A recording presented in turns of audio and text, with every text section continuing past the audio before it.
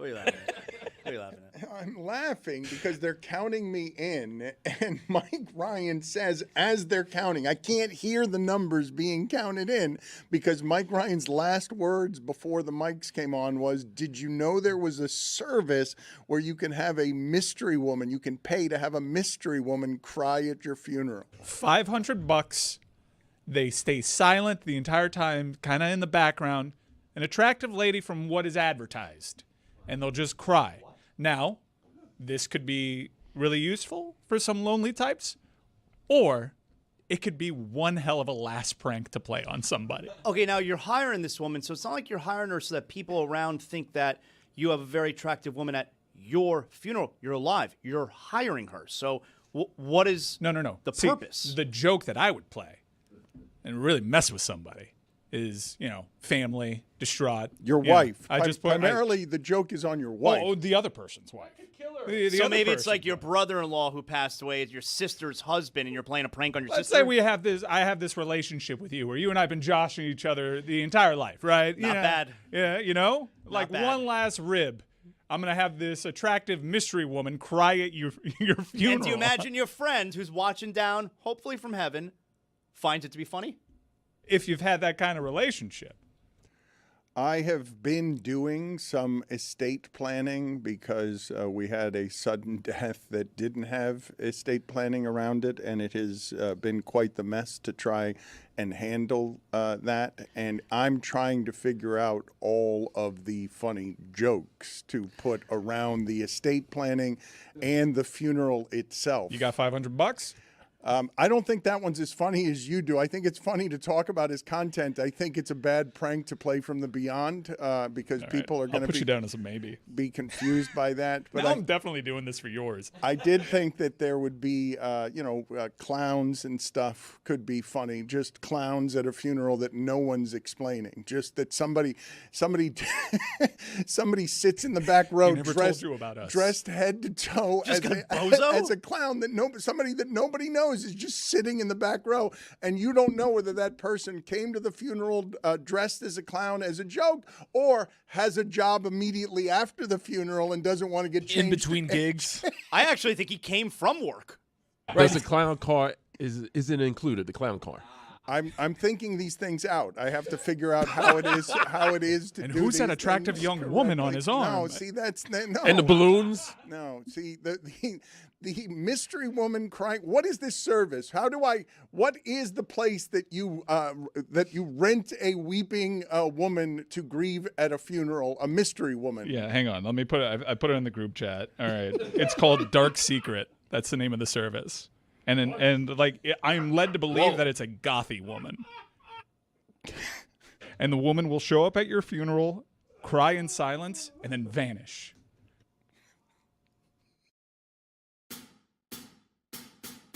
Basketball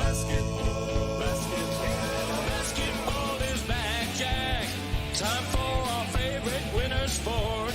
The summertime is over, so let's head down to the court. Time for the tip-off. Give me fast breaks on the attack. Will you shoot a three or take it to the rack? Basketball is back, Jack.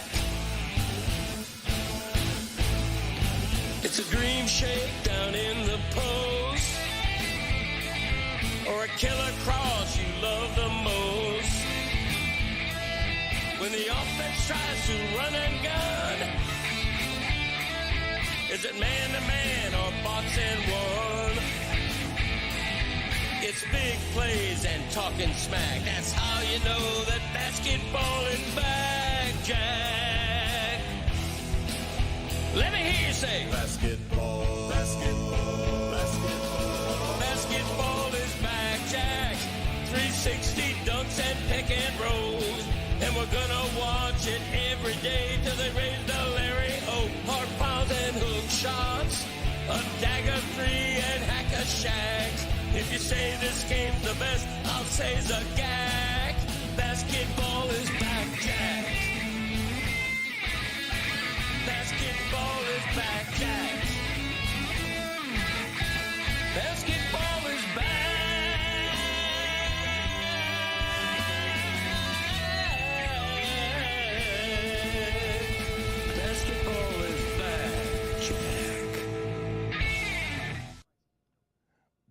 Sciambi, perhaps the best baseball play-by-play guy going right now, is going to join us in an hour to talk about a cause that's very personal to him and we are helping him with. He had a friend locked in the prison of ALS, and so for the last several years he's raised a lot of money and gotten all of baseball behind his cause, and so the show is going to be helping him today in an assortment of ways.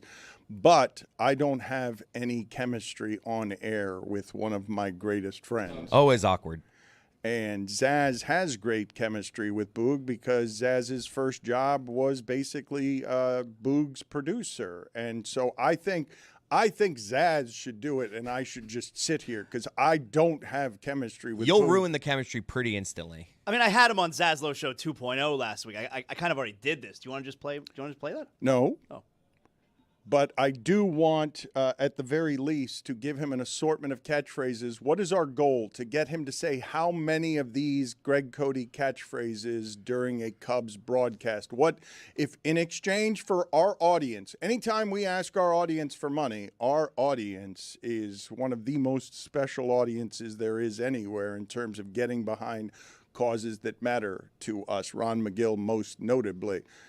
When Boog joins us, what's a success? What are we negotiating in exchange for our audience's support? How many of these do we need to get on the air for you guys to feel like it was successful? Well, I like spending your money, Dan. Yeah. How about for every one of these catchphrases that he decides to deliver, you stake a cash total behind A it? lot of money. What should the amount of money be to That make you it stake something- $10,000 per catchphrase.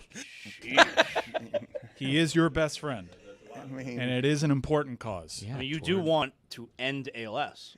Or Yeah, you do, 9,000, right? Either way. Okay, 9.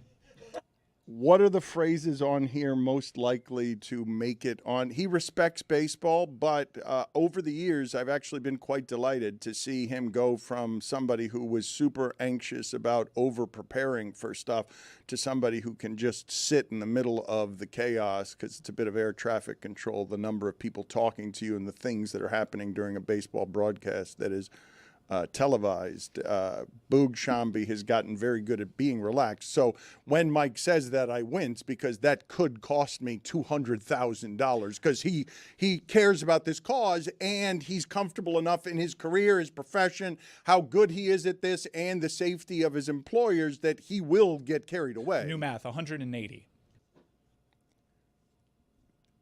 I'm not listening to you guys on this. I'm not going to give this much money to something. Well, you can do it. If any of you will match me, we can do it. They got 5 for me, I think. I'm spending all my money on a dark secret. Think about it. Which are the phrases here, Zaz, that we have that might be likely to get said on a Cubs broadcast? I think of the Cubs broadcast as being a manicured, sacred place. And so if all of a sudden he's yelling sassafras on a home run call and it's got no context or explanation. Jeremy just said in the background, this count is fuller than Vern Fuller. I mean, this is going to be easy money for him.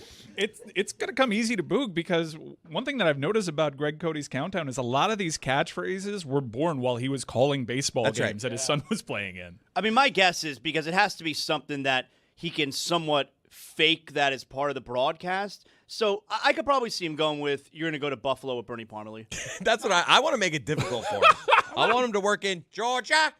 Georgia. Does he have leeway to change things a little bit because bunt works a lot better than punt? Yeah, he can do that. He can use some, We will allow it. creative, poetic Could license. probably also see him going with nice hat asshole. Where's yours, by the way? Yeah, where is my hat? I want during the broadcast, there's just like a promo for some movie and there's a trailer and you just hear trailers for sale. Where's my clip? You look like a billiard ball. That stray laugh from the soundproof room outside was Ethan and annoyed me. It annoyed me last night. Be easy for What him happened? to say. What? I'm sorry, Jeremy. What happened to your guys, Colorado Avalanche? You promised me that they were going to win the title easily, and now all of a sudden Tortorella's got his players taking 40 pucks to the face. Well, the first thing was Cale Makar did not play, so they lost a lot of a big one. firepower from the blue line. It's a big one. And they blocked a lot of shots last night. Vegas did. It was good defense. Yeah, can I walk back my take? Like Vegas with Eichel and Marner and Carlson, they got these defensive forwards that are not going to neutralize Colorado's rush, which, by the way, as Roy mentioned, their rush past that blue line is affected by not having Cale Makar, one of the brilliant offensive-minded blue liners in the league, and really great on the rush. The thing about Colorado is they have McKinnon and Makar. And when you take one of those out, then you have a recipe with them eating pucks and with their aggressive forechecking with very capable two-way forwards. This could be a really interesting series. And the added bonus of it appears their goalie is getting hot and they're playing their best hockey at the right time. And they're villains. They're kind of embracing it. That locker room thing, while it was punitive because they lost a second-round pick, it appears to have galvanized this team. This is the United States of America. It ain't the United States of Tortorella. The thing that Mike is talking about there is that they've frozen out the entirety of the media. It's not just a second-round pick that they've lost in violation of league partnership rules. I think it's also a $100,000 fine. And No, but I think it was 100,000 specifically to Tortorella. Yeah, which- that's a lot. Yeah, you got to think that hurts. That's very punitive. And Tortorella probably smiles a menacing grin and delights in the tax deduction of that because he's not supposed to be at the top of the sport again. It's kind of crazy, everything that's happened there with that franchise in general. Just all of it is nuts. You can make the argument that that is the best sports thing that Vegas has ever had. It would be that or Jerry Tarkanian. Like that's the list. No, it's not close. It's the Vegas Golden Knights. Granted, Really, we're not- UNLV was such a big deal early 90s. They made it to You're the just Stanley brushing it Cup in off? their first year. They made it to the Stanley Cup in their first year of existence. This story, though, to hire Tortorella, what was it, 7 games, 5 games? Like, how many games before the end of the season did anyone see any of that coming? The idea that they would get a notoriously coaching villain. And you watch them all season, they can't beat a single good team. They played playoff teams, they would get just trounced. They weren't that good this year. No. They lost more games than they won. It's an interesting story because, Marner's rewriting his whole narrative in the postseason. Jack Eichel is a brilliant player to You watch. can't walk it back, though. You can't say a couple of days ago, like, who does that? Mm-hmm. Where have you ever seen on television someone say, hey, I've got flatly, OKC and Colorado are obviously going to win the championship, and then 2 games get played, and you're like, never mind. Yeah, no, I regretted it when I said it. I still think Colorado wins this series. Makar coming back will be a huge boost. And look, for all we talk about Vegas, Utah showed that, they aren't unbeatable, and Colorado is certainly more talented. I'm stunned to hear what you're saying. I think right Colorado now. wins this series. Don't get me wrong, but there's a lot of things working in Vegas's direction that lead to a pretty sizable upset, in my opinion, especially when you take the entire context of the NHL season. This is the United States of America. It ain't the United States of Tortorella. The manager gets ejected, and you hear, "Don't go showering. Try to please me." All right, we'll see what you guys do with Boog when he's here in about You're not gonna say 30 anything? minutes. I'm going to try and sit some of it out because I'm not joking when I say it's one of the weirdest things of my professional lifetime. The fact that one of my closest friends in the world, I don't have any on-air chemistry Does he feel the with same him. way? We'll ask him. You should ask him. We're going to rummage around in your relationship because Boog's the one who saw. Boog is the talent scout who first saw something in the billiards ball. Like, he looked at this head that was not That's bald, me. that was not That's bald. what we're that's doing you. today. Yeah. It was the big dog. Boog he looked at the number 5 ball, and he said, I think that should be talking at a microphone, and he helped birth It's true. the rising stardom of Zaslow around here and everywhere else. So we will get to that in a little bit. Good. Thank you. I heard him the other day. I actually heard him the other day because I had left the Marlins game from the previous night on, and so I'm driving in. He was calling They were trying to find him. He was in Northern California at 5 a.m., and they clearly found him late and woke him up, and the big dog was calling in from some part in North Carolina. And I was both delighted and hurting for him because he sounded so groggy at what was 5 o'clock in the morning California time. Just someone couldn't find him, and then they located him. There was a producer talking for a while. I don't know how much. Ooh, Hollywood? I got to hear his take on the whole Inter Miami thing. Oh, yeah. So we will get to that in a little bit.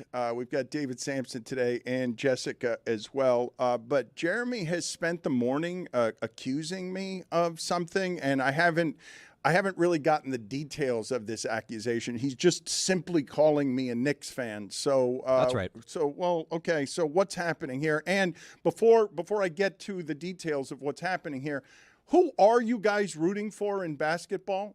Who you guys are rooting for what to happen in basketball? Spurs. I'm good with the Spurs. Spurs, winning. Knicks. Spurs and not the Knicks. Because I'm dude. from here. Get the Cavs out of here. F the Knicks. Don't if you want the Knicks to have the most pain. I want the Knicks to get to the final and Right. then lose to the Spurs. Yeah, that's how I feel. Yep. I mean, that's fine, but I'm certainly not rooting for them the way Dan Le Batard is, that Jersey guy over there. So the problem with what you guys are rooting for is the Knicks and the Spurs, the matchup, that the way that one works. There's no one in the league who's been better bothering Wembanyama than Anunoby. Like, there's no one. Statistically, no one exists. And you saw OKC's resorted to thuggery. They're just Hartenstein is out there not playing basketball. Yep. What are you talking about? He's playing tough physical basketball. Guy has a limited offensive game. What he's going in there to do is wreak havoc. He's the It's cause biggest panic. Wemby hater in the world. How's that a Purely Wemby biased take? over That here. has nothing to do with Wemby. What? Nothing to do with Wemby. Literally all nothing to do he's with Wemby. doing is hooking Wemby's arms and grabbing him and trying to tug him to the I ground. have not mentioned the Ridiculous. Galactic Dictator's name not one time. All I the said Galactic was Dictator. that Hartenstein went in and did what he's supposed to do. Hook an elbow, throw a chicken wing. Like, that's what you're paid to do, buddy. Grab boards, shoot that little floater, and give somebody an elbow. It's kind of true. Like, it's the old, hey, you course. got 5 fouls, use them. Like, it's kind of true. Well, maybe they should call one of them. He also pulled Castle's hair. That was crazy. Guys, we got to keep our head on the ball here. Eye on the ball? Eye on the ball. Dan's a Knicks fan. Stay focused here. He's trying It's to get true, us on he is. last night's game. has. He's trying to push us away. It's been a 3.5-year bit. That's right. I have proof. Keep your head on the ball. You knew what I meant. Thank you. No. Damn you, Chris. Maybe Boog will say that. We had him. And you let him squirm away. Why did I try to talk? Speaking. What is the accusation? I am a Knicks fan because I thought that game, that game one, was a delightful thing if you love sports. No, because you're a Knicks fan. You are. You are. You've been actively professing your Knicks fandom for years. I can go out. I can show you. Do you want me to physically show you how you're a Knicks fan? Do it. I have proof. Don't make me I have get the documents. supercut of all the moments that were like Larry Johnson's 4-point play. Don't make me do it. It is shocking that whenever you refer to Larry Johnson's 4-point play, you also don't mention that it was a phantom foul. Like, no one touched him. Everybody knows that. The thing that I'm mentioning there that most people, I'm guessing, don't have any idea what I'm talking about. Put it on the poll at Le Batard Show. Do you know what is being said when someone mentions Larry Johnson's 4-point play? Yes or no? I'm talking about the noise in a building. I'm talking about just specifically the way New York felt connected to that basketball team in a moment when this century, it is the best that New York basketball has felt. Didn't we say that after they were chanting Bobby Portis's name in the Garden? I get it. It's a great atmosphere. I'm not denying it. You asked the question, what are you rooting for? I didn't have an answer. I want to see this thing play out. I'm rooting for great games, and so far, this is delivered. This part of the NBA playoffs is delivering, and I just want to see this sport be captivating again because Zaz coined this, and it's stuck in my mind ever since he said it back in the Heat days. The NBA playoffs are all about drama. These big moments where it's mano-a-mano, iso ball, mid-range jumper against great defense. These dramatic moments, and because of the way that the sport has gone, you're not getting these game situations that allow for those theatrics, and I just want to see those moments. And we've had them so far through 3 conference final games we've gotten moments. This has been so exciting, but I'm not going to forget what happened last year when Halliburton had us, just jumping out of our skin. I did feel watching last night, and I turned to my son late in the game and go, this series is going to be a war, but last night I thought was a really good sign for the Knicks. Because you see, because of the way the Thunder and the Spurs are playing, Jalen Williams is already hurt now. Dylan Harper is already hurt now. If that series goes 7 games, what kind of physical condition is the winner in? And that's why a team like the Knicks, or the Cavs for that matter, does actually have a shot. Okay, but this is a bit of a distortion, okay, what you've seen the first 2 games in terms of how it is you do the measurements. The Spurs don't have a point guard, so Castle keeps turning the ball over. It's how OKC wins. Last night's game was won by OKC.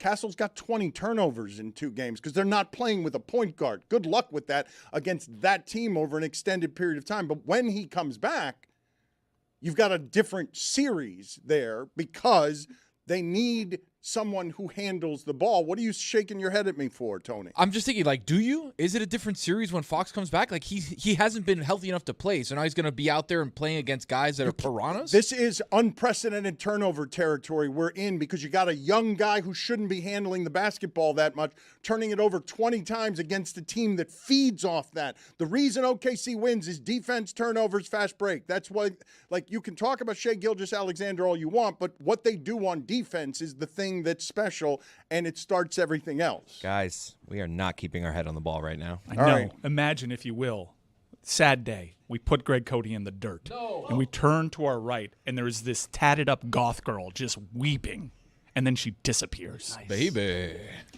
We should have some fun with that particular funeral. I think he would want that. I still want to get the game involved that rewards a listener for coming up with the correct thing we're putting on the tombstone. Crowded tombstone. There are a lot of put things. a lot on there. Is. Presented by Brad Williams' podcast. Let's go out to Jeremy. A night babble. Let's go out to Jeremy in the other room and find out what it is that he's accusing me of. Go ahead, Jeremy. Dan, there is a 5-pronged approach of course, against you. You do nothing efficiently. 1, Dan Le Batard himself has said he's fed up with the Miami Heat organization, trying to distance himself from the fact that he used to be a Miami Heat mouthpiece, now propping up the opinions that are anti-Miami Heat for several years now out of the shipping container and out of his own mouth. Point number 2, he was looking for more New York Knicks correspondence going back several seasons. The first time he evoked the Larry Johnson game while his own co-host that was sitting next to him was a self-proclaimed Knicks fan. No, we needed to have more New York Knicks. Point number 3. As the George Soros of sports journalism, he has funded a now Pulitzer Prize-winning journalist. Where's he from? He's from New York, Dan. Pablo Torre, who refuses, by the way, as a guy who went after Kawhi Leonard in aspiration, he refuses to go after Jalen Brunson. Chris, play the clip. I would like to say to Jalen Brunson, to Rick Brunson, to John Macri, to Joe Budden, to the guy I will encounter on the sidewalk today, I am not looking in to Jalen Brunson. Point number 4. One of the biggest Knicks fans in the world, Ben Stiller. You know what it says here, Dan? It says, Dan, I know you're Knicks fan. It should have said you're a Knicks fan, but it said, I know you're Knicks fan. Why does he know that, Dan? Because he's a Knicks fan. It takes one to know one, as they say. And number 5, and this is the real smoking gun. What is the first thing that Dan Le Batard thought to do as he delayed his own production crew by 45 minutes to do a show in the studio you're presently sitting in? He went on Sam Morrill's podcast, grinning like a fool, praising the way in which he loves the Knicks, how happy he was for the Knicks to win, the joy that he felt watching this team, and oh, the beloved Garden. Chris, play the clip. Yeah, I know you're not a Knicks fan, but you gotta at least have enjoyed that a little bit last night. I was legitimately happy. Case closed. Wow. Wait a minute. I said I was happy for him. No evidence of that. Wow. Wait, that's creatively Wait That's a minute. incredible, Jeremy. Great work. Mule eating briars. That's Dan's body. You just heard Sam say, I know you're not a Knicks fan. That seems to go He's trying to help you out there. Is what Seems he's doing. sarcastic. Then you rebutted it with, I'm happy. Can I hear that again? I know you're a Knicks fan. Yeah, I know you're not a Knicks fan, but you gotta at least have enjoyed that a little bit last night. I was legitimately happy. You can't, on one end, hold up Sam knowing you're not one and ignore that Ben Stiller knows you're one. You are a Knicks fan. You're Knicks fans. Dan, I knew you are a Knicks fan. They are the best story remaining. Says the Knicks fan. Yep. I think it's Wembanyama versus OKC. Yeah. Pretty It's a guy obviously. taking over the league, becoming the next LeBron. Put it on the poll at Le Batard Show. Bigger story, Wembanyama winning the championship or New York winning the championship at Le Batard Show? For the same reason that I was telling Greg Cody, I believe that he's wrong about the Knicks being the best thing that could happen to the league, them winning the championship. Totally off base. You see? Every year, us being able to point at the Knicks, are they going to do it this year? And they continue to not do it is the best story. Don't let this guy slide off the hook again. Keep your head on the ball. Keep your head. Keep your head on the ball. He just changed the poll question thinking we wouldn't notice. What's the biggest story? New York winning the championship or Wemby winning the championship? That's fine. That's a discussion for another day. It's not the one that we're having right now. The bigger story right now is Wemby taking on this OKC budding dynasty. And I'm sure the ratings will reflect that. Championship? Yeah, I'm with you. New York finally winning an NBA title the same year they win an IST potentially. Can you imagine? I mean, they're going to repeat against the Spurs if they do that. But, Dan, the first thing you went to go do was celebrate on this Knicks podcast with Sam Morril, of which, by the way, at the end I heard him say to you that he's going to go get a bunch of other Knicks fans, but he wanted to start with you. Ridiculous. Ridiculum, as some would say. The Little League theory. Hey, Butterfinger. Inexplicably. Just. Well, I think he can get the Little League theory in there because he can just be talking about Little League. There are a number of other ones here that are harder to get in. Well, hey, Butterfinger, you can do it for an error. Well, they had 3 of them in the first 3 innings yesterday. So, Tony, yesterday I was waiting for the bathroom, and Dan was ahead of me, and the door was closed. You farted? No, I heard it. I did hear a wayward, yeah! Dan, did you throw a your? No. He's making that up, and I All right, you got me there. I made that part up, but everything else Jeremy said was true. I want to not get out of the show today without a couple of things being discussed around here. One of them being what it is that happened across the street here yesterday at the Freedom Tower. Another thing, related actually. Stephen Colbert leaving the air tonight. That's because tonight? it's the last show is tonight, and I want to talk about that as well. But before we get out of the local hour, I want to talk about what Bobby Marks is saying about Giannis Antetokounmpo. Bill Simmons and Zach Lowe have been talking to people in the league and saying they're surprised how lukewarm the interest is in Giannis. Zach Lowe is saying that Miami remains suitor number 1, and Miami is also the large betting favorite if you're someone who bets on these things to land Giannis. And I just think Boston has more to offer, and Boston now has to change its game plan because we've all seen what the structural flaw is in Boston, correct? They won it when the game is changing so much and they're out ahead of the curve. They won it the 1 year it was available to them by playing the style of play that now everyone has caught up to, and losing to the Sixers that way in a Game 7 at home after you already lost to the Knicks that were built to beat you, because on the nights your threes don't work, you're a disaster and people hate watch you, including your own fans, because going 9 for 53 from 3 is just really unpleasant to watch. Boston has more assets and more ability to get him, and then becomes more formidable than Miami if you team Giannis with someone who's better than Bam.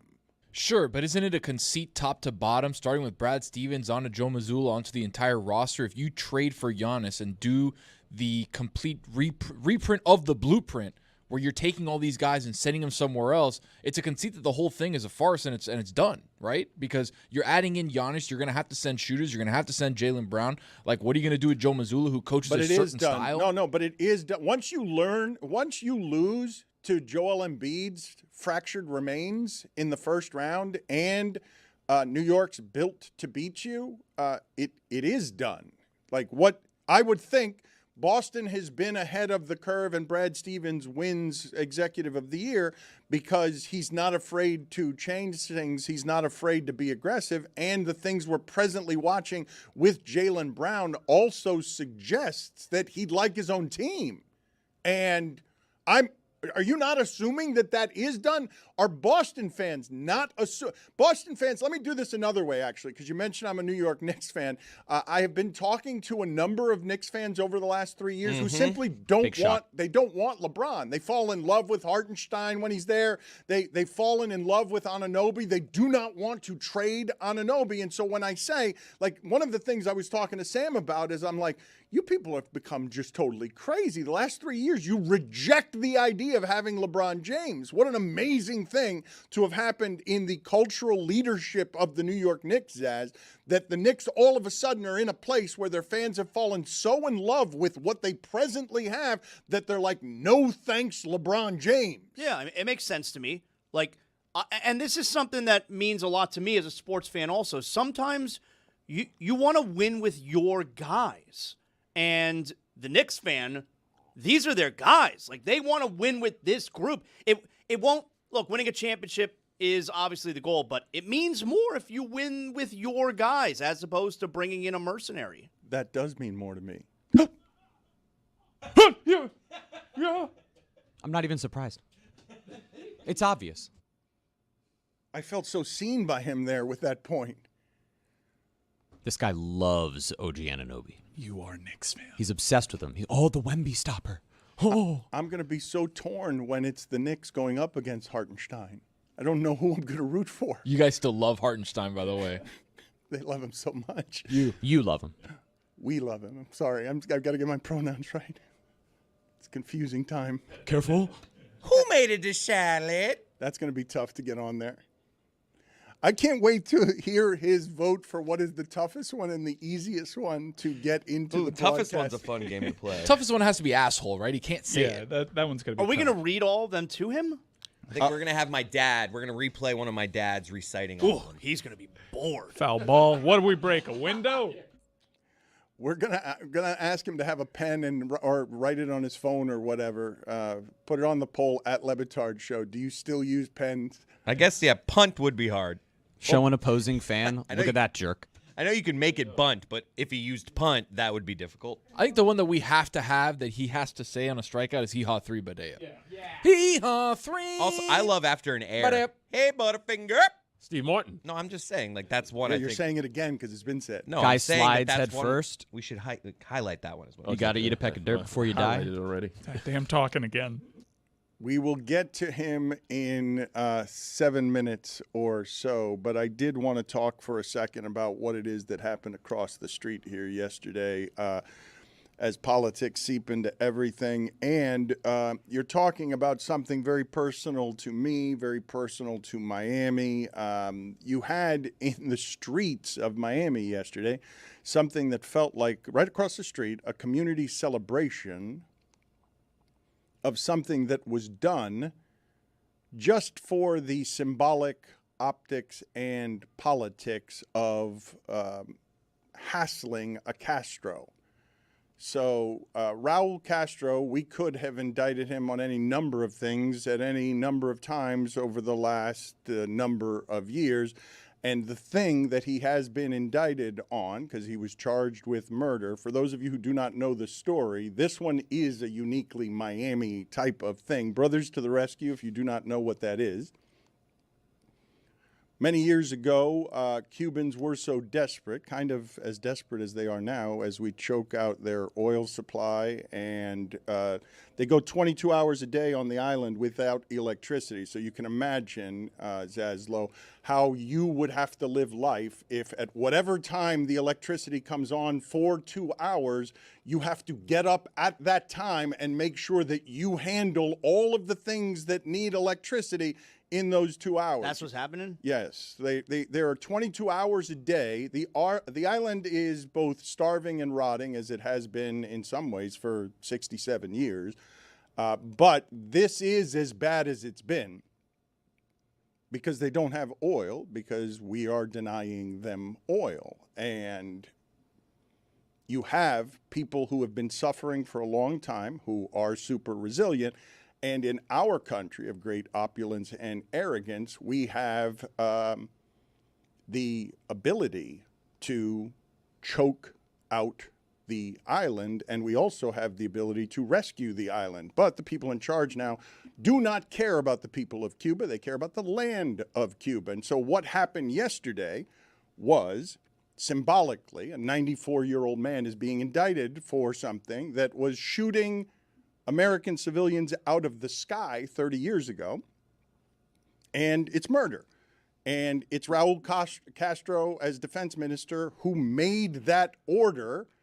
And so you have basically a 94-year-old man who can't really walk being aided by a bunch of 80-year-olds to walk, being indicted, and it's a Castro regime. That name, symbolically, is the one we're taking out, even though he's the former president. And what Brothers to the Rescue was doing, Zaslow, for those of you who do not remember this history and this time, there was a time that in Key West, I'm going to say thousands of people a day, because I think it was 2,000 a day, were landing on the shores of Key West in automobiles that they had turned into boats. They're literally throwing their life to the sea. And what Brothers to the Rescue was doing is flying airplanes over. We overwhelmed the local Coast Guards, flying airplanes between what is considered the greatest graveyard that there is, which is the ocean between Cuba and here, between communism and freedom, is filled with death. And so the planes were flying over, and Raul Castro allegedly ordered an airstrike that killed Americans, 3 Americans, 4 people total, 3 Americans, who were trying to provide humanitarian aid, who were also doing some propaganda where they were flying leaflets over the island, but they were violating international airspace. And so that's what the charge was yesterday. And so the weird scene right next door to us was a celebration in the street of murder charges, and the celebration was such that it was happening before the charges were even announced, because Cubans in Miami have been waiting for this day where a Castro comes to justice, right? I thought Raul Castro, I honestly thought he was already dead. He's not in power anymore. This doesn't meaningfully change anything, but America is going to do there, it would appear, what they did in Venezuela. We want that land. We want the ability to build resorts. Well, not we. Trump wants the ability to build stuff in Cuba, and it's valuable land. It's a tropical paradise if you give it oil. Yeah, it's the jewel of the Caribbean, and it is an interesting situation because, like you said, Raul Castro's 94 years old. Like, the indictment of murdering Hermanos Arrecate was something that happened 30 years ago that people were really upset about. And like, as the years and the decades have gone by, like, people have kind of forgotten. We have on, I want to say it's on Flagler and 17th Street, kind of close to the ballpark, you have the Brothers to the Rescue Memorial that's over there. Like, this is something that is entrenched in the community, but the next generation doesn't really understand what happened, right? It's civilian guys, Cuban families flying over there and dropping and trying to help people. Heroes, literally heroes that got killed because there was an infiltration of Cuban spies into Brothers to the Rescue, their group. So they knew exactly where they were going to be. They had the coordinated attack. All that happened, and we've kind of forgotten about it. So anytime there is justice for the Cuban people against the Castro regime, people are going to celebrate it, no matter what the underlying theory, the underlying idea is behind whatever political parties in power at the time, to use that as a pawn in their game. Like, this is a win for our people because they tortured and killed and completely dismantled an island for 70 years. And like, you need some sort of retribution on that. And seeing that, again, 80-year-olds walking a 94-year-old out. Like, that's what the regime of Castro and the Cuban government is. It's all these guys from 60 years ago that are still in power. Think about that. Also, think about the fact that it was happening at the Freedom Tower. It's the first place my father was in the United States. It's the first place they gave him food. They gave him a bag of things to live here. And between us and the Freedom Tower, which we can see from our windows out here, they've given Trump that land to put what is going to be a library for a man who's never read a book and isn't going to actually be a library. And Mike Ryan loves to tell me monthly that my father's going to be a casino greeter there in 5 years. I should have a library.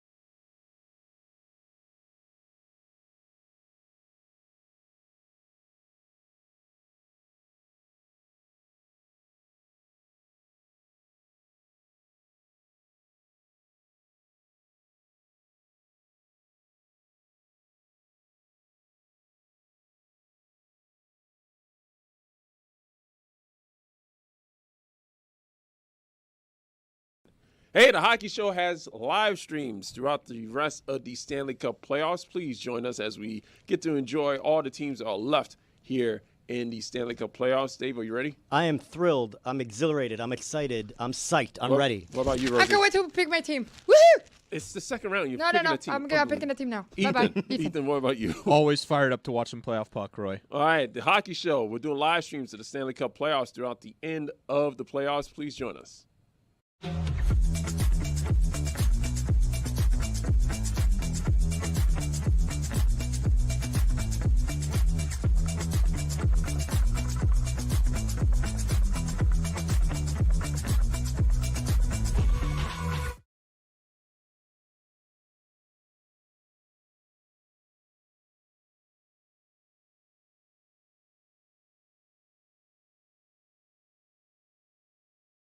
Back to Chris Cody here, because I'm not sure that I knew this. I have to go back. So you're married to an identical twin. That's right. Okay, I have questions. Go on. First, Not too many questions. well, I know your father's sitting right next to me. It's a little weird. Okay, so first question. No wonder they're into swinging at that house. Were you always able to tell them apart? Not at the beginning when we were just dating. Her sister has like a beauty mark on her face, so I was like, mine's the one without that. Okay. My next question is, a lot of times, your wife or your girlfriend will be like, you think my sister's attractive, don't you? You clearly think her sister's attractive. That's right. Undeniable. If you think your wife's hot, you think her sister is hot. My sister-in-law's hot. That's There, I said crazy. it. Right? I've never said that to her before. No, you got to say that, though.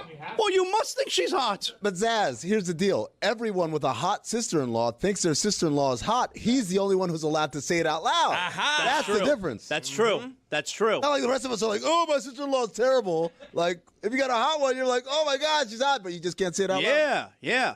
And are they actually different? They're very similar in a lot of ways. So how'd you choose? The other one was taken. Papa Cody, wait a second now. You experience this. I mean, do you find one more charming than the other? At the very beginning, I, too, had difficulty telling them apart. But do you like, now that you've gotten to know, presumably both of them pretty well, do you think that your boy made the right choice between the two? I have to say that. I mean, of course he did. Oh, my goodness. Of course he did. Now. I love my daughter-in-law, but they're eerily alike. Now. Not just physical. What I'm about to admit now is a little embarrassing. Go on. There are times, in marriage, you're going through, We know. you're like, we know. it's just, this is I don't like where this is headed. I don't either. I do. Where sometimes you just like, if you're trying to keep things fresh, you just imagine it's the other person. Oh, no. That's an unbelievable admission. That What's the matter with you, man? I didn't hear Suey. Hey, guys in the room outside, mark that down. For Suey the record, revelation. did everybody see as one of society's great empaths? Did you see me try to get in the way? Did you see me try to dive in front of that? He refused. Yeah. He went.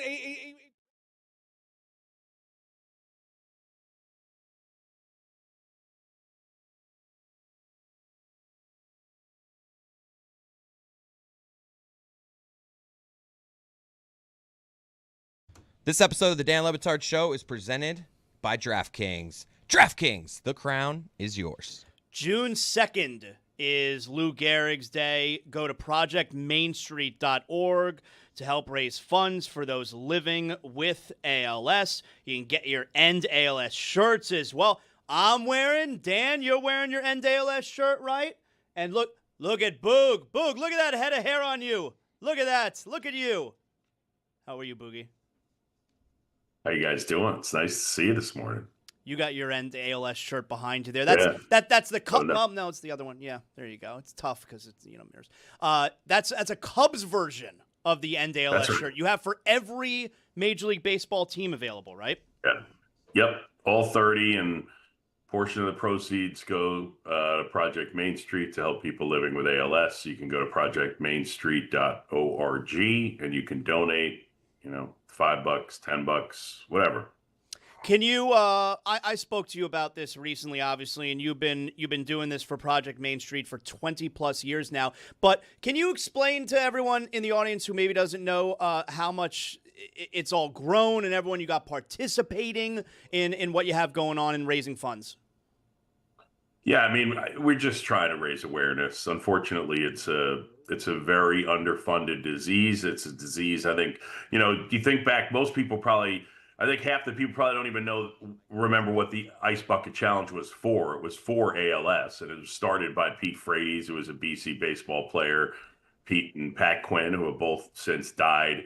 And I basically just wanted to reach out and get the shirts on, and put them on social media. So we got, Paul Skeens and Bobby Witt Jr. and Mike Trout and, all the Cubs and around the league and, Mark Few and Danny Hurley and, a ton of guys, and Hall of Fame guys as well. So I had a good one. I sent the shirt to Greg Maddux, and we had everybody take a picture and then say, End ALS, and then say, hi, I'm Greg Maddux. Get your shirt on and wear it on June 2nd, Lou Gehrig Day. And all he sent me was a video that just said, End ALS. I love Boog's background right now. I also hang all my old credentials on door handles. I do the same exact thing. Yeah. Yeah, there. What would happen if if you got rid of those credentials? Are you afraid that if, that event happens again, they're not going to let you in? What's the deal there? It's a great question. I don't really know why I have them. I'll go throw them out right now, live on the air, if you want me to. I would. Yes, please do that. Do that for us. Declutter your house and do you have a favorite? Let's just declutter, yes. Do you have one that's your favorite? Do you have something in your house? Do you have a treasured bit of memorabilia that is more treasured than all the others? I would say my press credential when I went to the Olympics in 2000, I looked really skinny on the picture, so I like that one. Jacked? No, you weren't skinny. You were jacked. You were no. You were super. You looked like Mike Allstott today. I don't think I have a real favorite piece of memorabilia. I mean, at this point, look, I have 2 Marlins World Series rings. I guess I got to say that those are the 2 things, right?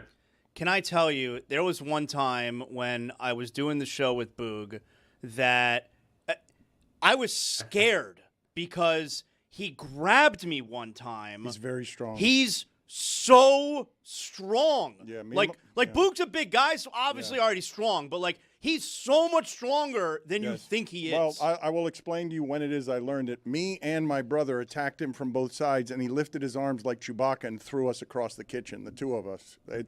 You're too strong, Boog. It's unbelievably strong. It's ridiculous. And his calves, he would beat you over the head with them. I'm just old now, but thank you. We have a recommendation for you here. We're trying to see, I don't know what the right amount of money is that I would have to offer you to do this for a Cubs broadcast, but Greg Cody has an assortment of catchphrases, 60 of them, that he is counting down. 60. Yes, it used to be 50, but now it is 60. And so we're just going to play them for you real quick. If you want to write down any of these, you tell me the amount of money I have to give to this cause per usage, because we don't know what's right. We don't want to desecrate your broadcast, but let's just play all of the You kind of do, though. Yeah, kind do a of, little. but for a good cause. So go ahead and Right. play them here for Boog, and let's see which of them he thinks he can use. Number 60, I'm Fullerton Vern Fuller. 59, where's my click, click? 58, hey, Butterfinger. 57, punt. 56, Scranton. 55, I'm busy near one-arm paper hanger. 54, Georgia. 53, I'm the kind of guy that 52, ball on the jack. 51, hey, hey, with the monkeys, baby. 50, thank you, Billy. 49, I love him like a pet. 48, who made it a salad? 47, we're rolling now, huh? 46, your brain beating me. 45, let's go States. 44, driver comfort is paramount. 43, dummy up, save up. 42, catches, catch can. 41, doesn't make it right. 40, so on and so forth. 39, very good. 38, the Little League theory. 37, nice hat, asshole. 36, the others, they all learn from me. 35, don't go showering to try to please me. 34, look at that jerk. 33, it's like a packing house in here. 32, what'd you learn? 31, hee-haw, 3, badap. 30, I'm not going to take a quiz. 29, sassafras. 28, would we break a window? 27, hello. 26, who won? 25, trailers for sale or rent. 24, you got to eat a peck of dirt before you die. 23, 3 words, we are the Lobos. And now, 22, you're going to go to Buffalo with Bernie Parmalee. And number 21, Rappy Cack. Your thoughts? How many of those do you think you can work in? It went really fast, and in typical there. I mean, I could work a lot of them in. I don't really want to work much of them in. I'd be interested in possibly getting a little sassafras in there. How much would I have to give you to make it something that tempts you to, push the envelope a little bit? Because you laughed at you laughed at a couple of them. Would you like to hear the You're list? going to Buffalo with Bernie Parmalee. Like, what am I? I mean, It's gonna be tough. That's like taking me. Save that for the back stretch. to my old talk radio days. I'll send you the Yeah, full list. I'll send you the full list so you can really drink Send it me in. the full list. But let's play it. Let's just play it for him again, and just I want him Again, play it again. Yes, huh? that's right. I want him. We did it very fast to him, and so Should I speed it up? I want him to be able to absorb some of them. Let's just play But him. didn't he get to 20? I thought he only got to 20. Yeah, well, he's updating it every week, so that's like we're still updating it. So the next 10 weeks he'll do the rest. You So remember that's- about those radio teases, Boog? Yeah. Yeah, that's what Yeah. this is. Play it for him again. Go ahead and play it for him again. Okay, let's play it again. Number 60, I'm Fullerton Vern Fuller. 59, where's my click, click? 58, hey, Butterfinger. 57, punt. 56, Scranton. 55, I'm busy near one-arm paper hanger. 54, Georgia. 53, I'm the kind of guy that 52, ball on the jack. 51, hey, hey, with the monkeys, baby. 50, thank you, Billy. 49, I love him like a pet. 48, who made it a salad? 47, we're rolling now, huh? 46, your brain beating me. 45, let's go States. 44, driver comfort is paramount. 43, dummy up, save up. 42, catches, catch can. 41, doesn't make it right. 40, so on and so forth. 39, very good. 38, the Little League theory. 37, nice hat, asshole. 36, the others, they all learn from me. 35, don't go showering to try to please me. 34, look at that jerk. 33, it's like a packing house in here. 32, what'd you learn? 31, hee-haw, 3, badap. 30, I'm not going to take a quiz. 29, sassafras. 28, would we break a window? 27, hello. 26, who won? 25, trailers for sale or rent. 24, you got to eat a peck of dirt before you die. 23, 3 words, we are the Lobos. And now, 22, you're going to go to Buffalo with Bernie Parmalee. And number 21, Rappy Cack. One more time. I will not. I will give $500 for every one of these you use to projectmainstreet.org for any one of these that you use. How many do you think you can get in? Because there are about 20 here that I don't think it's possible for you to get in. I don't think you have enough creativity in you to be able to get some of these in here. It's not his Wow. fault. It's not his fault. I don't think anybody could. He's doing a serious thing. He's doing a baseball broadcast. You don't think he could work in? You're going to Buffalo with Bernie Parmalee? No, I'm with Dan. He's not talented. That hurts. I think I could get a decent amount of them in. Don't make it right. I'm looking at them right now. You're the kind of guy that. Nice hat asshole could be tough. We're rolling now. That'd be hard. That'd be hard. The one we want most, and I might be willing to pay more for this, is you saying What do you want? like a parrot out of the side of your mouth. Very good. Very good. Very good. Very good. Yeah, please. Yes. That's the one. Please. That's the Hee-haw one. 3 bidet up, though, for a strikeout. That one made you happy. You laughed harder at hee-haw 3, but up. Hee-haw 3. Hee-haw 3. I mean, honestly, the best part about Hee-haw 3, and Chris probably doesn't even know this. Like, I remember hearing about Hee-haw 3 when Chris is like 11. That's right. I came up. I'm not even kidding you.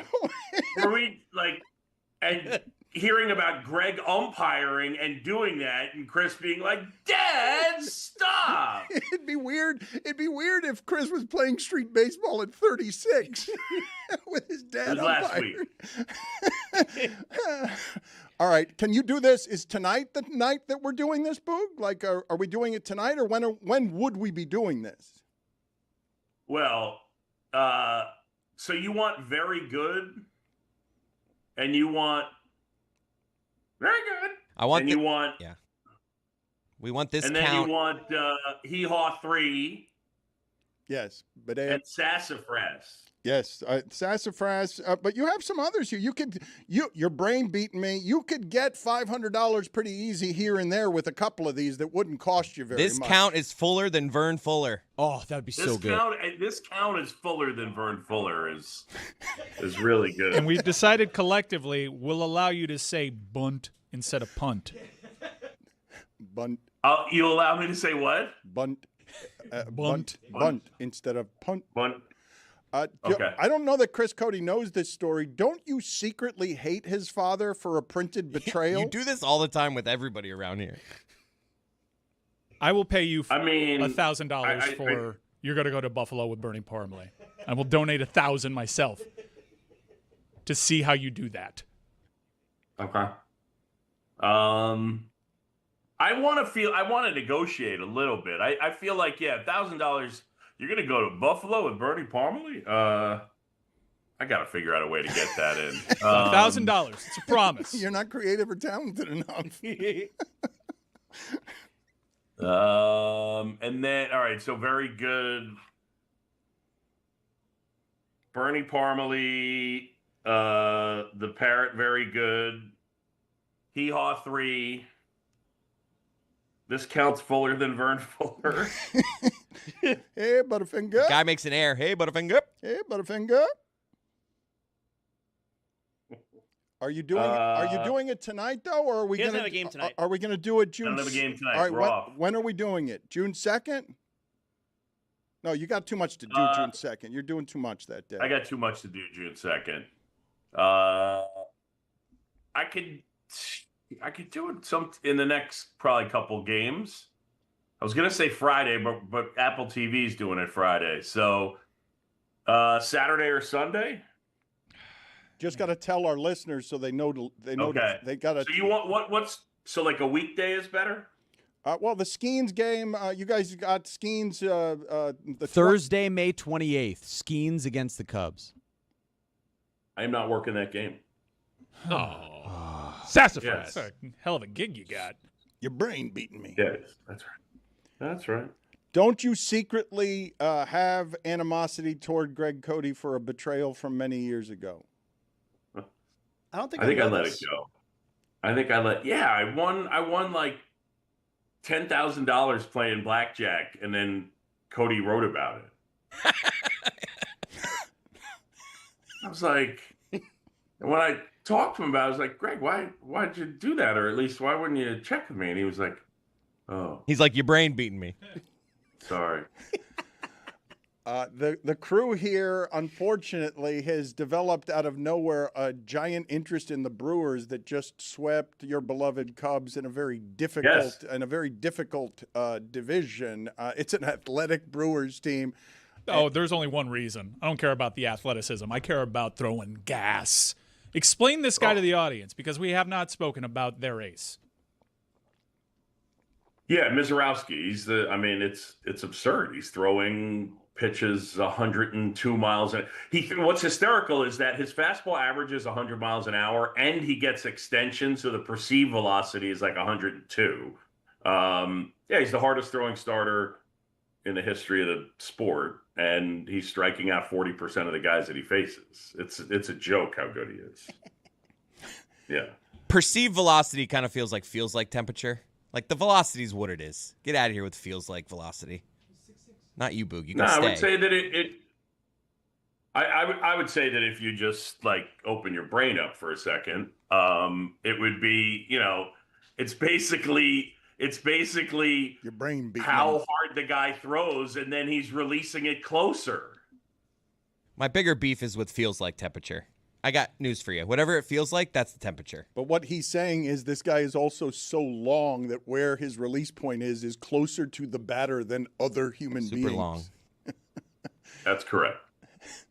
Yeah, I get you on the feels like thing. I understand. I mean, in Miami, you're not dealing with a lot of feels like temperature, really. Oh, yeah, we are. Yeah, we are. Because when it gets humid, when it gets humid, when I landed the other day and the pilot said it's 95. It's the middle of May. And 95. That was a hot week, though, to be fair. It was. It felt like 105, though.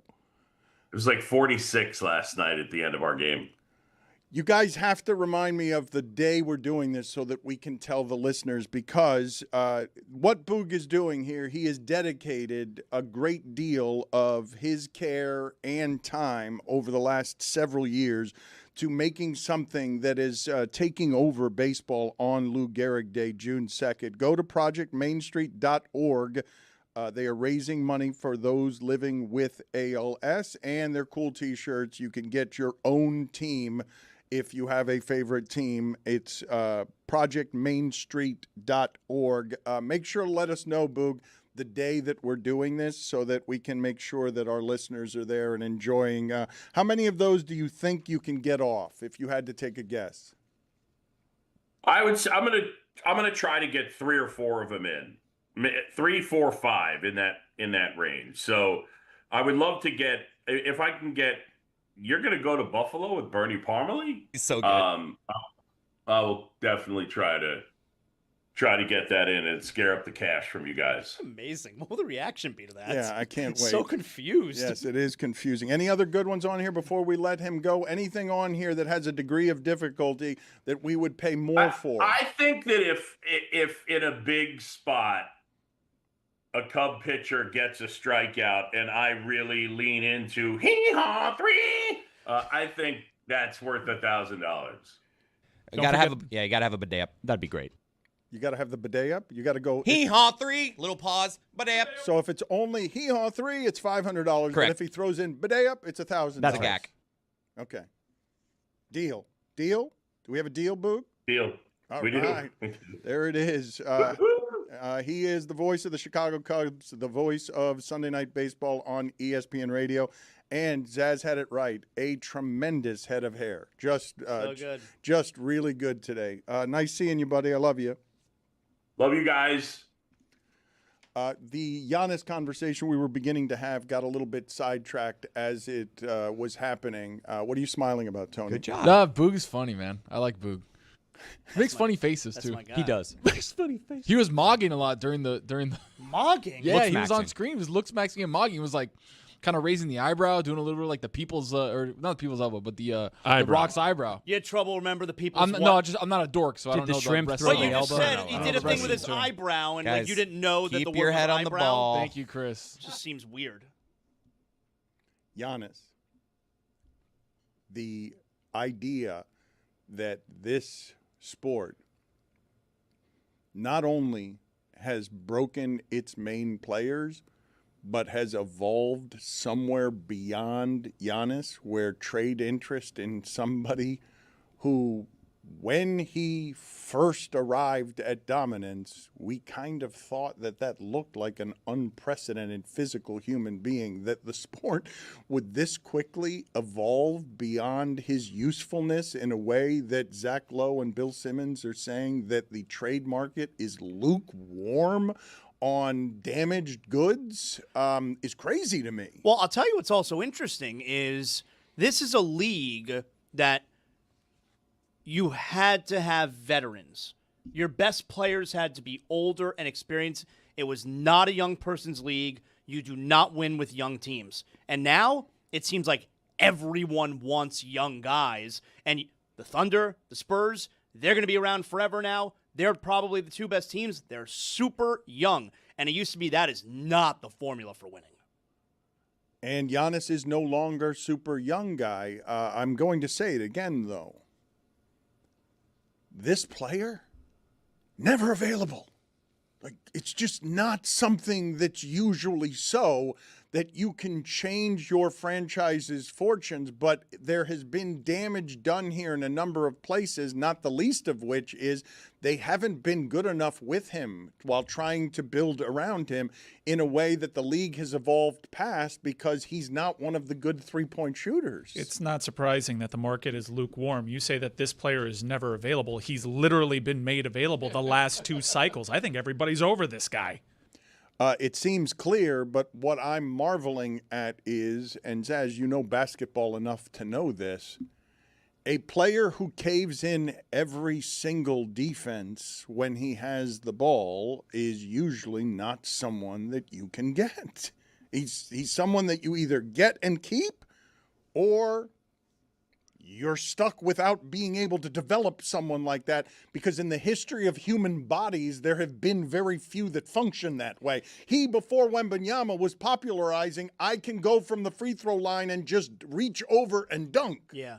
The reason teams are going to do it is because or whatever team winds up doing it, if the market is in fact lukewarm, like maybe the offer that the Heat were making at the deadline, they could even pull back a little bit from that. That can't be accurate. It cannot be accurate that the market for Giannis Antetokounmpo is actually lukewarm. It's surprising to see what Bobby Marks threw out there in terms of the because that's players. less than what we thought the Heat were offering. Yeah, right? It would be what we thought the minimum offer would be, which was Tyler Hero, Kel'el Ware, Nikola Jovic, and then a haul of picks from there. And wasn't basically even that everything... much of a haul. I think he put in like 2 picks there, but it was 3. 3? There's 3. It's all the picks that they could trade without maneuvering anything else. I think there is a maneuver they could make to make that 4 picks. If that's what the Heat would offer, if that's what it would take, Tyler Hero, Kel'el Ware, getting off Nikola Jovic, and whatever draft picks, you have to do that. Swap at the end, so it's 2 firsts and a swap in 29. Yeah. But one of the first is in 33. Yeah, who gives a shit? You know, like if that's what they'd be offering, you have to do it if you're Miami.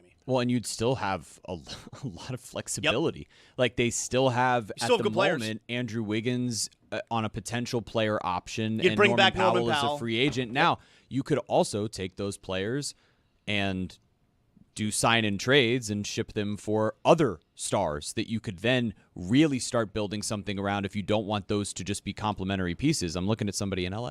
I'm looking at what you guys just put on the screen. That's not going to do it. There's no circumstance under which you're going to get them to take your shitty Knicks fan. Jovic, this asshole. Jovic contract, and you're not going to get back his brother and and Miles Turner and an assortment of contracts that they don't want. I mean, like, I hear you, but it's not like Bobby Marks doesn't know what he's talking about.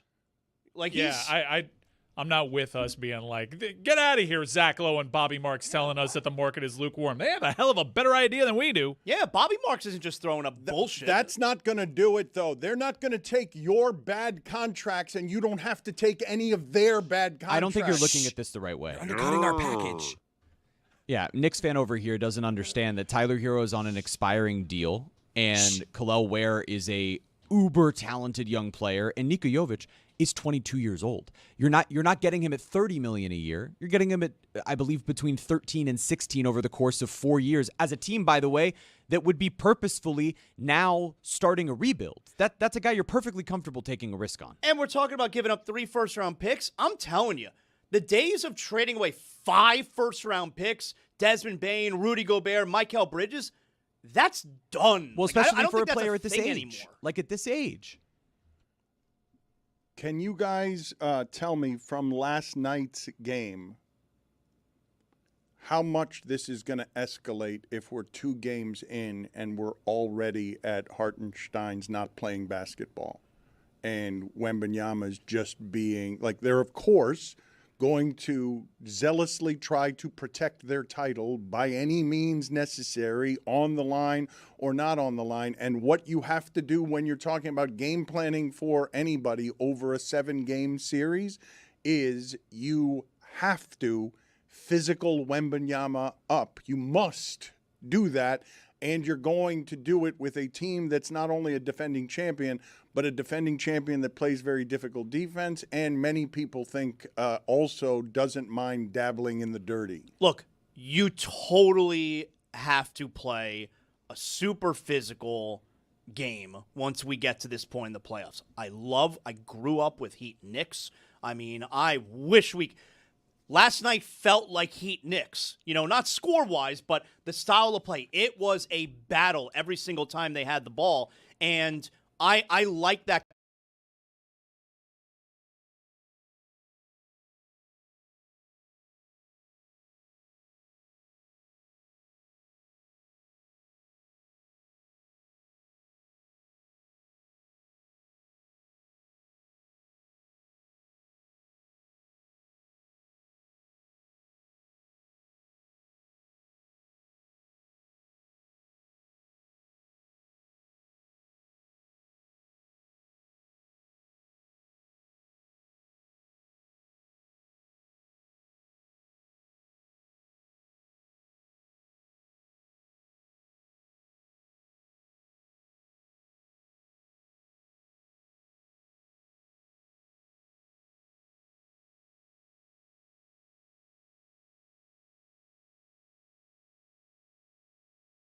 Game once we get to this point in the playoffs. I grew up with Heat Knicks. I mean, last night felt like Heat Knicks, not score-wise, but the style of play. It was a battle every single time they had the ball, and I like that.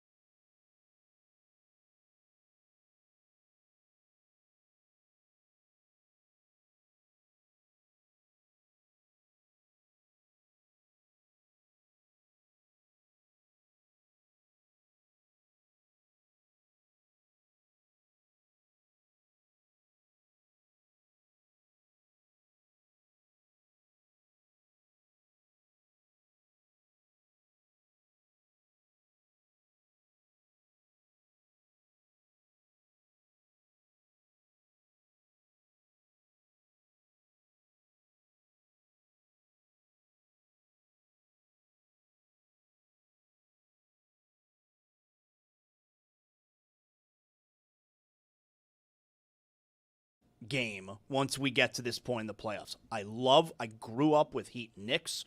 I mean, last night felt like Heat Knicks, not score-wise, but the style of play. It was a battle every single time they had the ball, and I like that.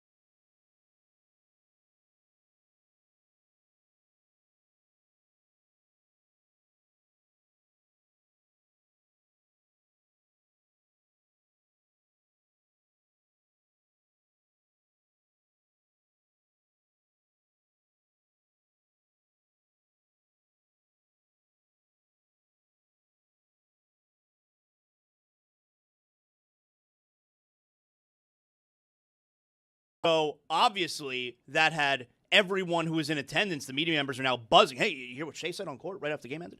And so we're talking probably like 25, 30 minutes later is when the players start to come out to the podium. Of course, Shea Gilgeous-Alexander is out there to address the media, and he's asked about that.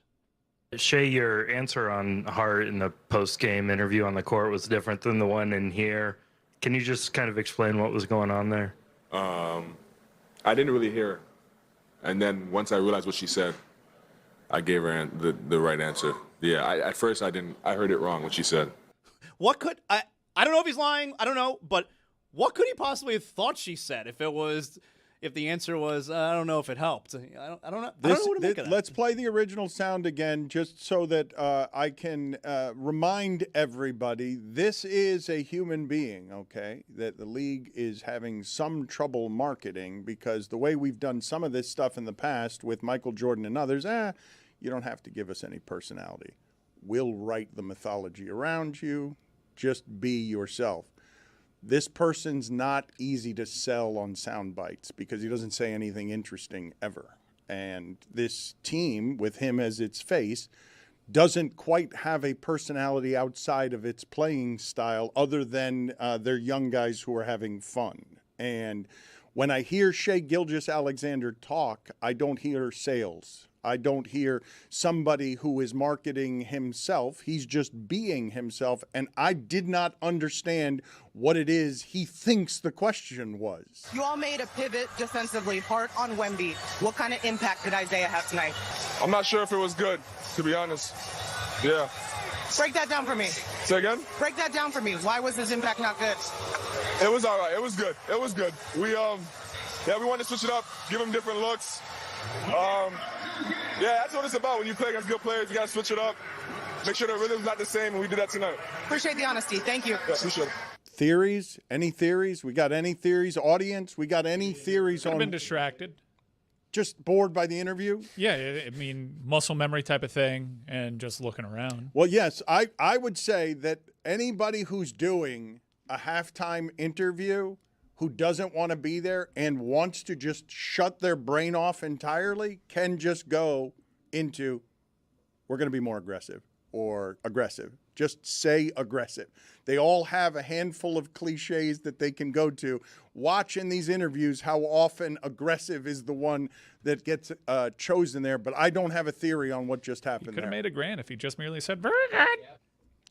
You're going to go to Buffalo with Bernie Parmalee? I dare you to work that in, Boog Sciambi. I doubt your talent. $1,000 you were giving. I offered only $500 because I thought he was going to choose 20 of them. He only went 3 or 4, and now I feel cheap, and I feel like I'm not charitable. I feel like I'm pro ALS all of a sudden. Yeah, I also don't want him to pick a weekend game. We got stuff going on. Let's keep negotiating behind the scenes. That Thursday would have been perfect. Skeens, you have the TV to yourself. Give me a little afternoon matinee. You know, you love a matinee. I'm a matinee marauder. You know that about me.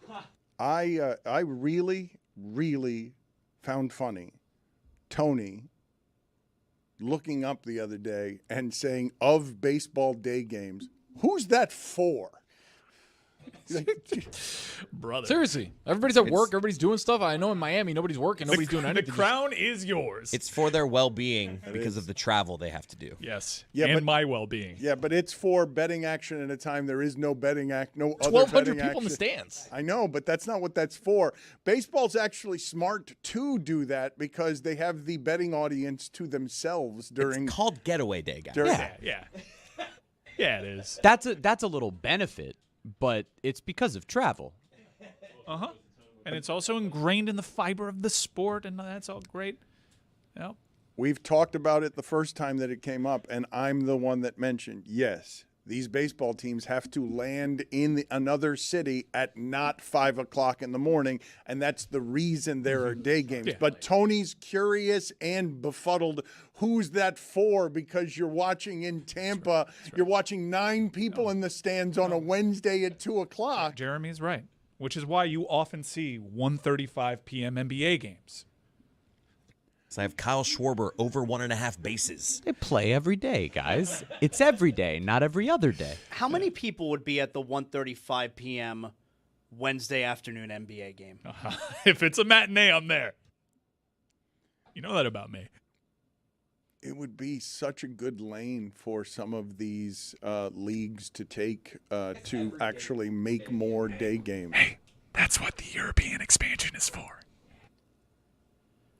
They're going to have to do some of these evolutions. You saw that the NFL is going to have Wednesday night games at some point. There's not going to be a time where you can't get some sort of action on sports. Like, people are going to move into those spaces because everyone wants and needs the programming. I did want to get back into a conversation, though, that we started the other day.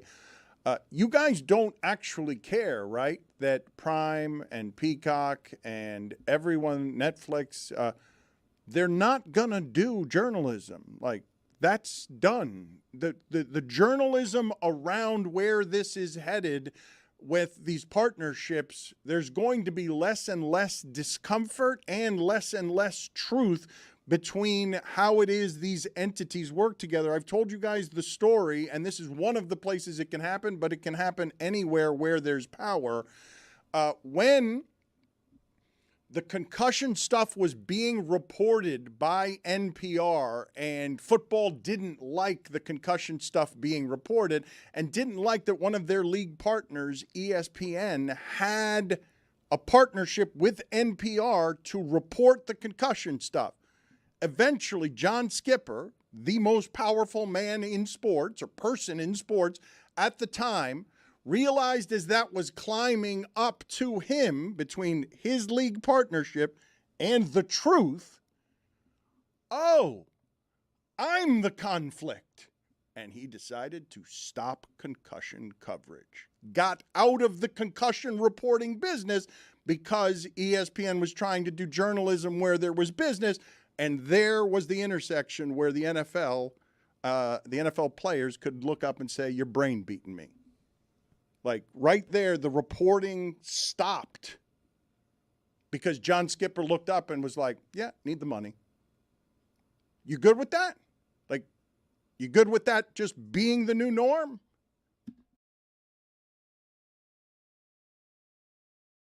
Breaking news. Starting this Thursday, the 21st, we will be going live on the Le Batard Show page after Knicks versus Cavs. Talk to Andres. Listen, we're bringing friends. We're giving you our first early reactions. We're going to be breaking down the game. As soon as the final buzzer ends, we're going to be in the YouTube, so pull up. Go New York. No. Go. Lock in.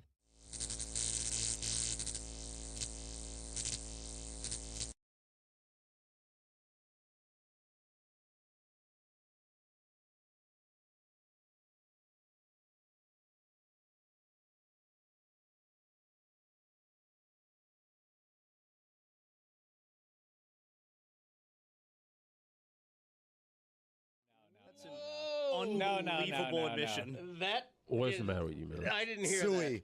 Hey, guys in the room outside, mark that down. For Suey the record, revelation. did everybody see as one of society's great empaths? Did you see me try to get in the way? Did you see me try to dive in front of that? He refused. Yeah. He went. He plowed straight ahead. You guys never struggle, huh? Your wife clearly does not listen to this show. Sure doesn't. You got no worries that this is getting back to her. Tony, how you feel about that admission? Not great. Yeah, not great. Even though, admittedly, Chris says that his wife doesn't watch the show, which is good, right? Very so good. he feels like he can shoot from the hip here and not really be taken to task, like Dave said. Very good. But the issue is sometimes some things are so flammable and so big that they peer through the veil of Chris saying, "Oh no, my wife doesn't watch a show," where she's like, "You said what?" That was bigger than the show, man. Bigger than the show. Let's not clip this if we can. That was an incredible admission. It really Greg, was. what did you make of all that? A little bit unfortunate. I wish he hadn't said that. It could come back to haunt. You guys never struggle. Well, in the context of this show, you can always say, I was just kidding. Of course I was just kidding. But will she believe you? I was. Okay. What is the Nick Bobick? It's a 60s song. The name game. Nick Bobick. Banana Bofick. Me, my Momick. Nick. Rosanna, Banana, Rosanna, The name Banana, game. Rosanna, Banana. I'm the kind of guy that Nick. Who made it the salad? Hey, Butterfinger. Who made it the salad? Nick, go big. Who made it the salad? Georgia. That's not correct. Very good. It's a parrot that says very good out of the side of its mouth.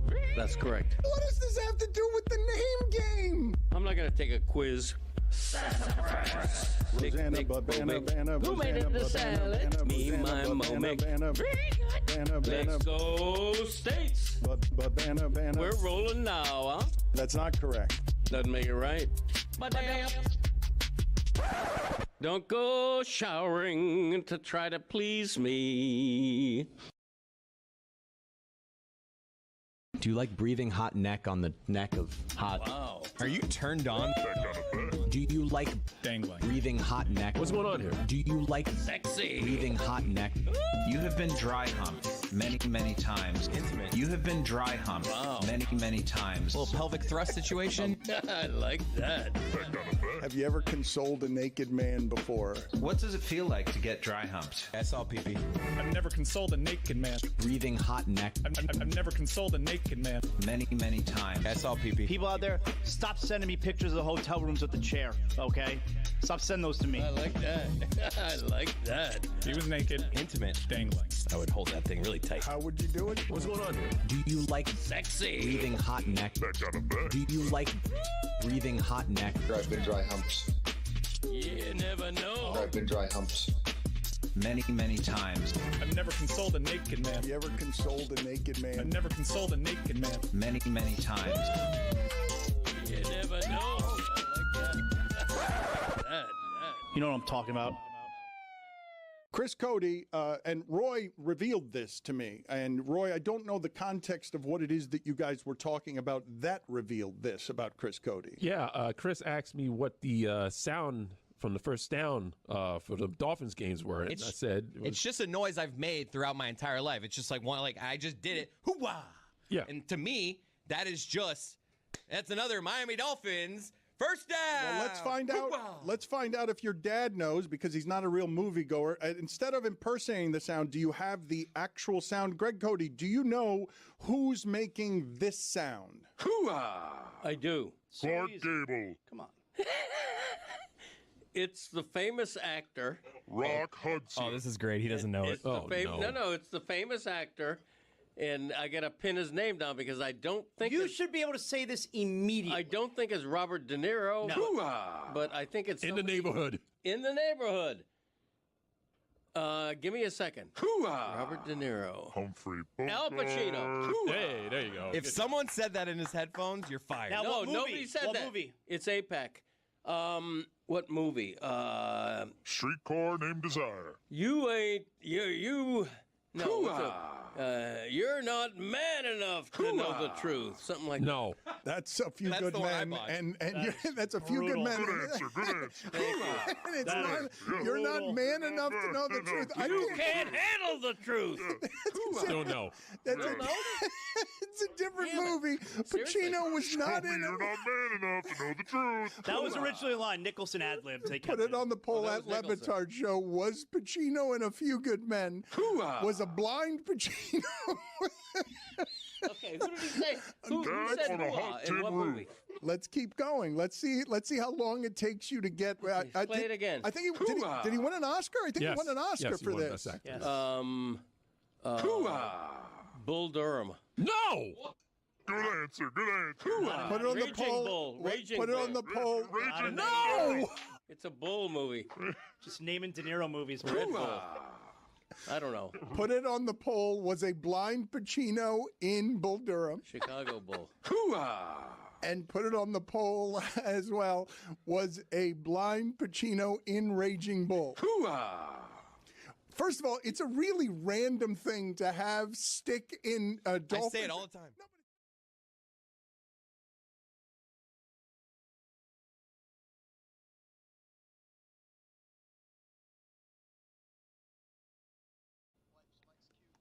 You get a double dose of Samson today. He will be appearing later in the show on Pitch Clock as we continue around here to segregate baseball. Jeremy and Samson are both very good on baseball. You should listen to Samson. I'm there too. On baseball and business. Nothing personal, Chris. Nothing personal. Thank you. Jeremy and Samson will be doing Pitch Clock later in the show, and Nothing Personal is the name of Samson's podcast, which I continue to tell you at every turn has an assortment of terrain that he covers that I simply do not see other people covering. We will get to him in just a second. I do want to put in front of you another prediction, though. I made the prediction yesterday that at some point during that Spurs-OKC series, things are going to continue to escalate, and it's going to appear like the Thunder are going to be trying to hurt Wembanyama. Something else that's going to make an appearance at some point during this postseason is the ridiculousness of the Spurs last night. Used their challenges in the first half to keep Wemby out of foul trouble, used them correctly, got them both right, and then lost their challenges. At the end of one of these games, one of these teams isn't going to have a challenge, and they would have been right both times and not late in the game been able to reverse something because the officiating was so bad. That's going to be a thing at some point. We're not going to keep getting away with doing this poorly, where the officiating is poor and your system is also shitty, and it's going to cost someone a game because the Spurs, I think, in the second quarter were out of challenges, and they got them both right. Like, what is that, Zaz? That's asinine. I don't remember. I know what the second challenge was. What was the first challenge? They got it right. The reason I asked it was Wemby's foul. It was Wemby's fouls. That was the second one, I think both of them were to keep Wemby out of getting fouls. No, but my question is because a lot of these coaches, like, they'll use a challenge in the first quarter. It's like, why? Why are you doing His that? head on the ball. That's all. Samson is with us now here. How did you experience, David? We've talked before about the fact that when you were younger, you would go to Madison Square Garden and you were a heckler. You love this basketball team.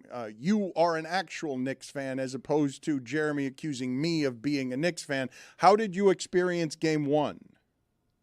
As a foreigner. I wanted to, we were a part of history. Teams were 0-643, down 20 with 7 minutes to go in the playoffs, and all of a sudden it's 1-643. That should have been the highlight of my sporting life. It was Game 1 of the conference finals, and I felt nothing. I was like the chorus line, man. I don't know why that happened, but I've been thinking about it ever since because it bothered me, Dan, terribly. I should have been jumping up and down. I should have been schwitzing. I should have been pacing. And I just wasn't doing any of those things. I was saying they're going to have to start hitting shots. They're laying bricks for 3.5 quarters. They're going to have to make some shots, aren't they?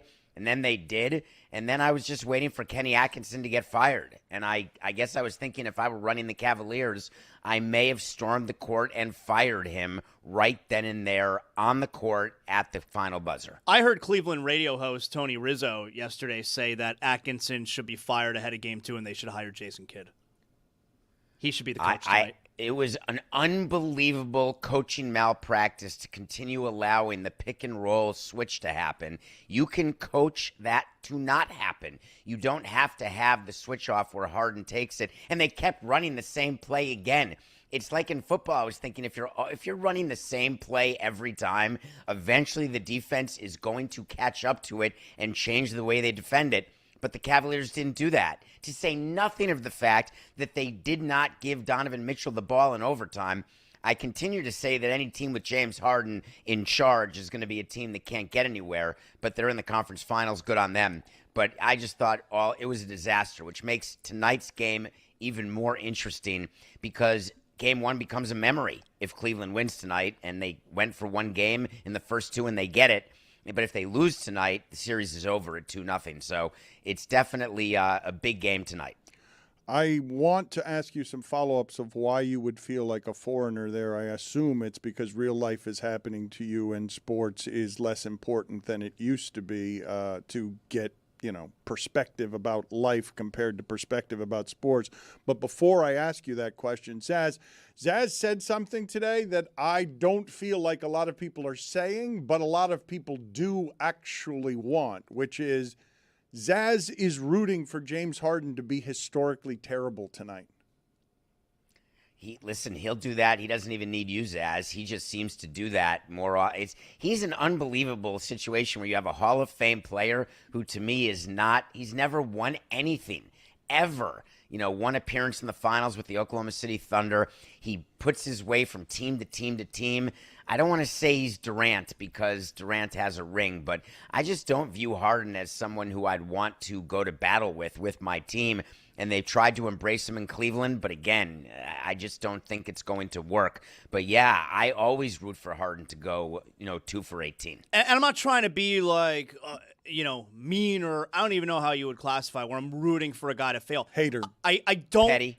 I don't like the way he plays. I don't like his style of play. I don't like the baiting officials. I don't like all the flopping. So yeah, I go into tonight hoping he's terrible. Well, do you have that view of SGA? Getting there. Getting there. He was awful to watch last night. It's a brutal watch. I think you should try to remember the 4-year run the Heat had with LeBron, and I was just lucky enough to experience that because I was in Miami at the time, and I was at so many of his games. He also was an unbelievable complainer, and I remember noting that during the 4 years I was watching him up close. He complained every single time. He would flop all the time. So that is what players do. They're trying to draw fouls. Michael Jordan was no saint. I will tell you that. When he got into the paint, he expected the whistle to blow. And any time Darryl Garrettson would swallow his whistle or Jake O'Donnell or any of them, he would go crazy. But he wasn't flopping. Well, it's just it's just not flopping around the ground because who the hell wants to get up every time? There's no reason to flop to the ground when you can just sort of complain to the referees. Why a foreigner, David? I just didn't. It's a very bad thing when you want to feel something and you can't. It reminds me, and I was singing the Barry Manilow song, trying to get that feeling again. I was singing that during the comeback. Like, why can't I get that feeling?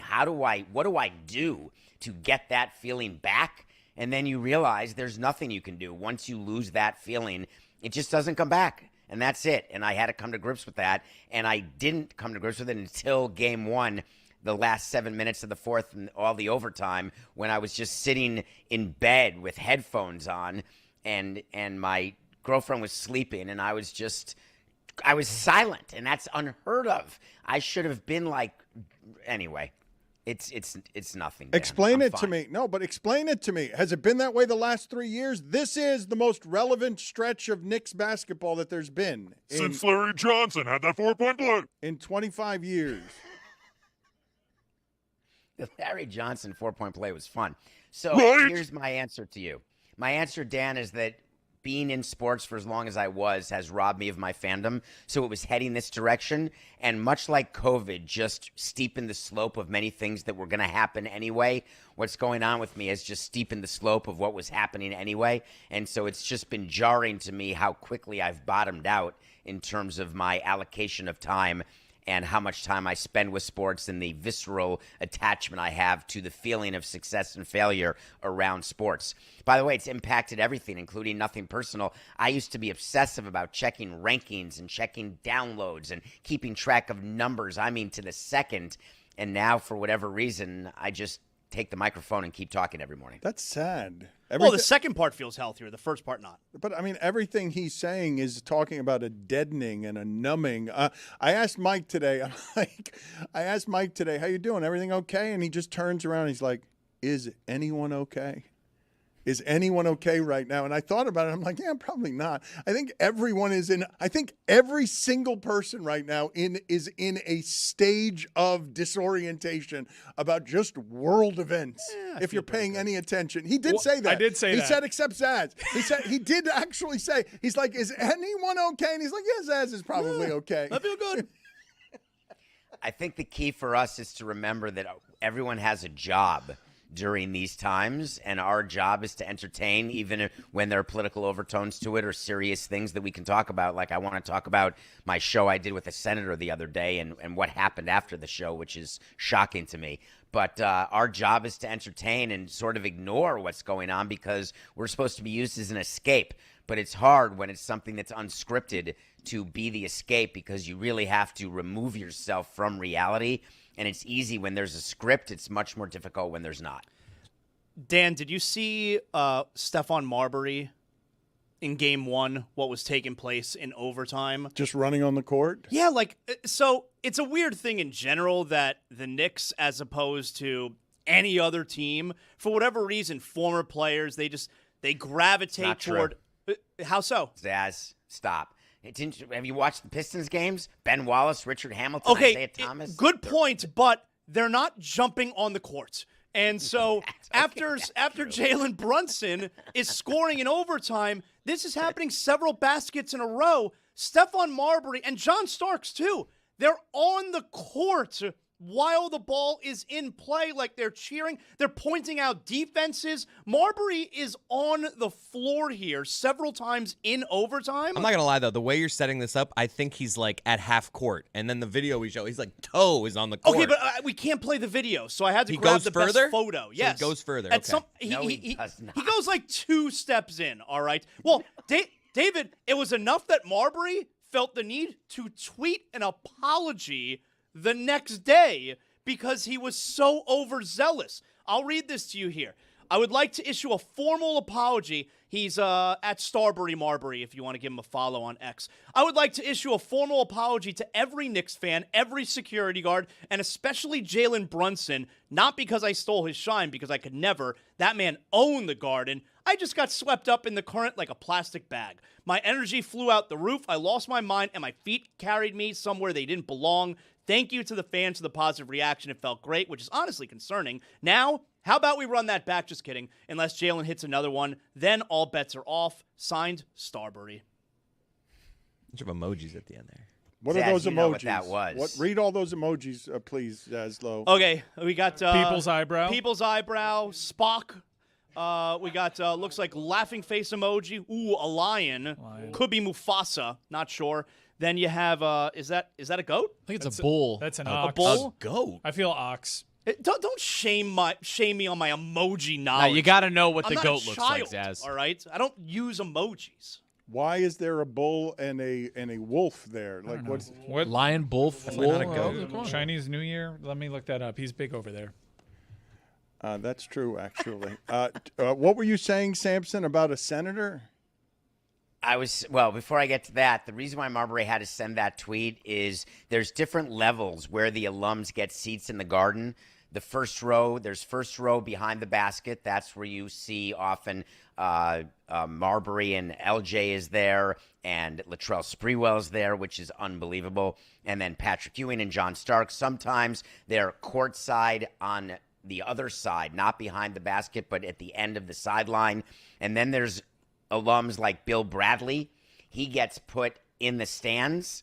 Sometimes Allen Houston is in the stands. So there's a hierarchy of where people are, and Marbury does not want to upset Mr. Dolan for fear he'll end up like Mr. Oakley. So he's got to come out there and say, okay, I won't do that again. That's a really good point. I do find it interesting that you scoffed at Sprewell being one of the guys who can be front row there, when I would say Marbury's the guy I would scoff at. Like, he was the face of the most embarrassing times as a New York Knick. Yeah, I certainly don't appreciate seeing Stephon Marbury. I don't view him as a Knick. I don't think him about it as a Knick. His Knick tenure it might as well not have happened, but there could certainly be, you alluded to China. He is big business. Do not kid yourself. No, but he's New York. He's the city, though. Come on, that's a place he's that playground basketball for sure. It's point guards. It's that city prides itself. High school legend. I mean, that he comes from there. It's roots. Like it is a bad time in Knicks basketball. But get to the Senator story. What happened? So I did a story. We're sort of Nothing Personal is becoming a place where politicians want to come on the show and they want to talk about bills that they're introducing in Washington and have a conversation about it. Senator Chris Murphy of Connecticut has sponsored a bill called Let Kids Play. It's an act that is trying to get private equity money out of youth sports. And I was approached saying, hey, he's doing appearances on this. He'd like to do Nothing Personal. And Coca is very clear with all of these handlers of the politicians. It's not going to be some sort of just glad handing where I'm just going to smile and not tell you what I think about it. And so there's great debates that happen during these shows. So we go through the show that just got released on YouTube today or yesterday, and it's a podcast today, whatever it is. It's outside of the regular Nothing Personal. But it got heavy because I so vehemently disagree with this bill, and I asked the senator questions that were real questions like, okay, who's going to pay for it? Is the government? Well, no. Well, then who? If you don't want private equity money and venture capital money. And so I thought it was a reasonable question, and there was a bit of sparring that went on during this, and it occurred to me that Coca and his concern of we're not going to get called again to do these anymore. And my thought was, I don't care, because I don't want to be the one who's the cupcake. And if people want to come on and have a real conversation, I'll do it.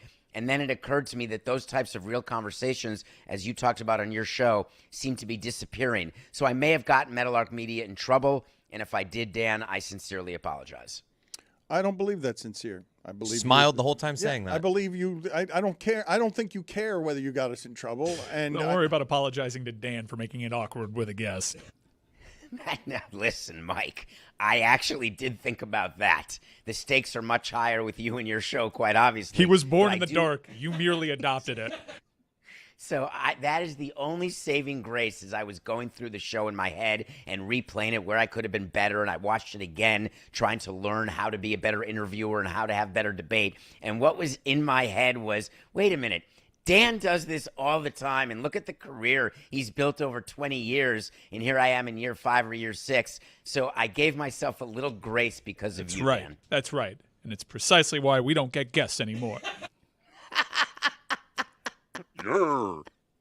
The thing that's funny about that is that philosophically, actually, this one is something that has, I'm going to say, plagued me my entire career, but I really don't actually mind it. The tension between a guest comes on, how do you treat a guest when you're a host? I'm talking about at a house party, I'm talking about on a show. There's a guest coming into your environment.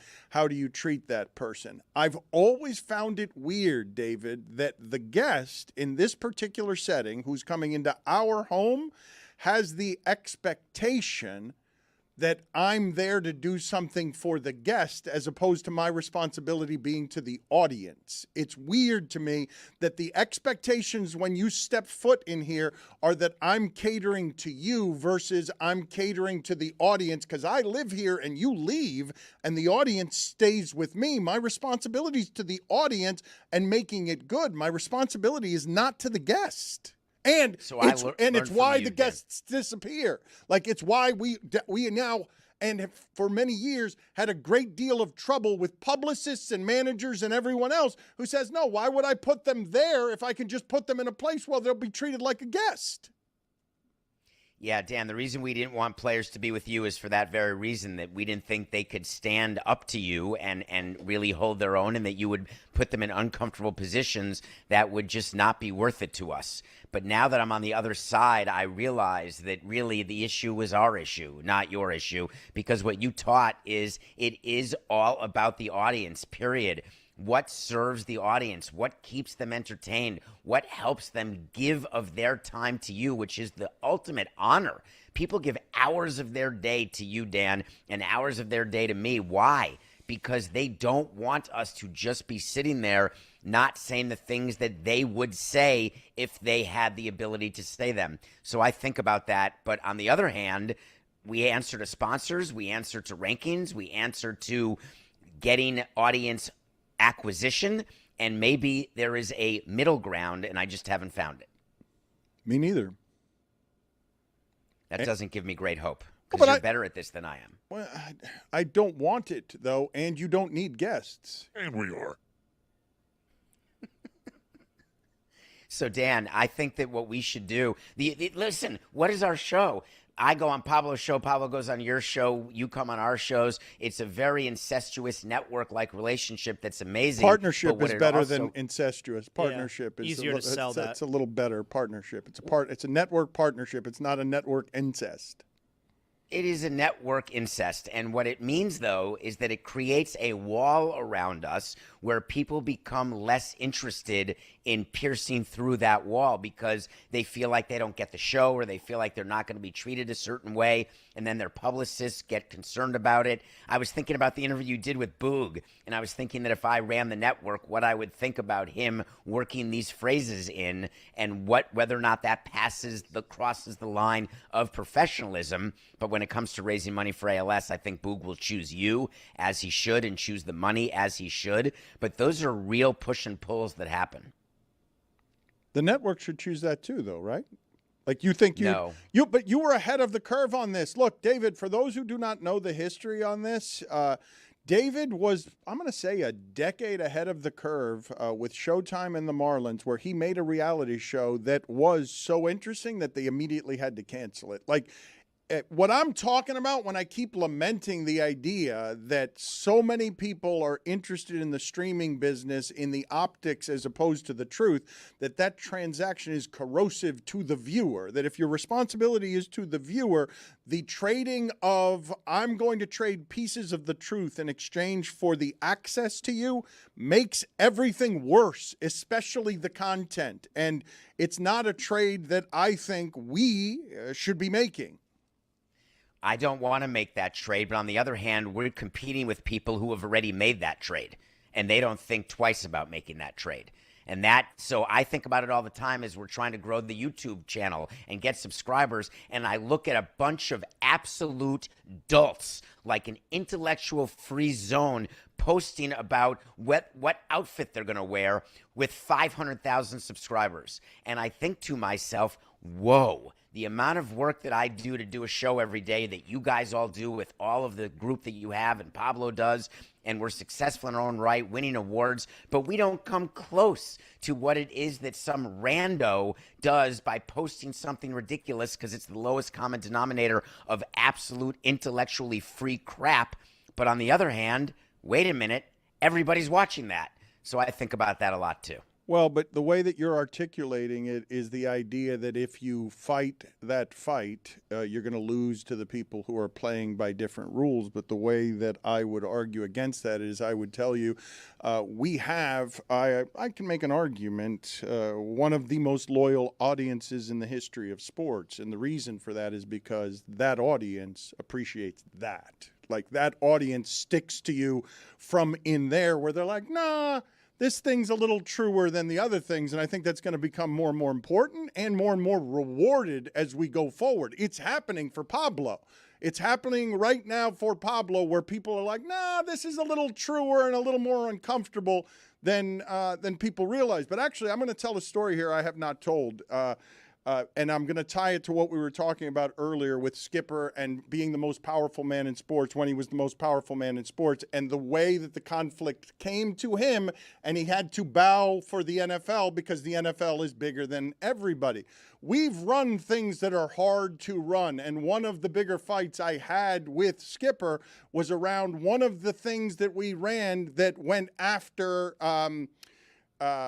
who's the name? Ishbia, the owner of the Suns, and some of the things that they were doing with predatory loans, allegedly. And we were now going to run up against real power and silver and people who can bankrupt you. Like people who if they come after you, you don't have the wherewithal of ESPN or Disney to fight with them. It's a fight worth fighting, and people appreciate it, David. Like, our audience is loyal the way it's loyal. We may lose to some of those influencers in terms of size and power. Say Drewski. But it is, Olivia Rodrigo is my new one, but it is something that is worth fighting for, even if you lose. Well, the problem is you're going to run out of ammunition way faster than anybody else will. And so you can fight the good fight, and you can fight it for as long as you can. But the problem is you eventually just get swept up in the losing of it. And, yeah, loyal audience, that is something you talk about and I think about all the time. building up loyalty, which is what we get when people give us their time. But part of the game that we have to play is we're looking for new people to engage with us. We're looking to be interesting. Why is it that you want to clip things of you in a bathrobe saying something serious and get aggregated for it? Because you get both that way. You get the humor that you love, you get the attention that you crave, and you get the seriousness that you strive to be. So you try to combine all those, and you're doing it purposefully. And we're competing against people who don't necessarily do the gimmicks because it's all gimmicks. So there's no frame of reference. And that's a very hard battle to fight. If I'm keeping my head on the ball here, you're saying Dan needs to do get ready with me videos. Yeah. He needs to tell us what he's having for dinner. I mean, can you imagine how ridiculous that is? I want to see him prepare a meal on YouTube, and I'm going to get 1 million followers. I can't. It's got to be an obnoxious dinner. Me. Just the most obnoxious dinner. Dan is the single worst person I've ever been to a restaurant with. I've been to few restaurants with him, but I can imagine. Just the worst. You have to cater to what his dietary requests are. Nothing can come as is, and you don't even know if the right menu. So basically, you just give in and say, you choose the restaurant, and then he'll choose it and then be 20 minutes late. Can I get no garlic? Was this cooked in air? Was there air around this food? Sorry. Is there food in this food?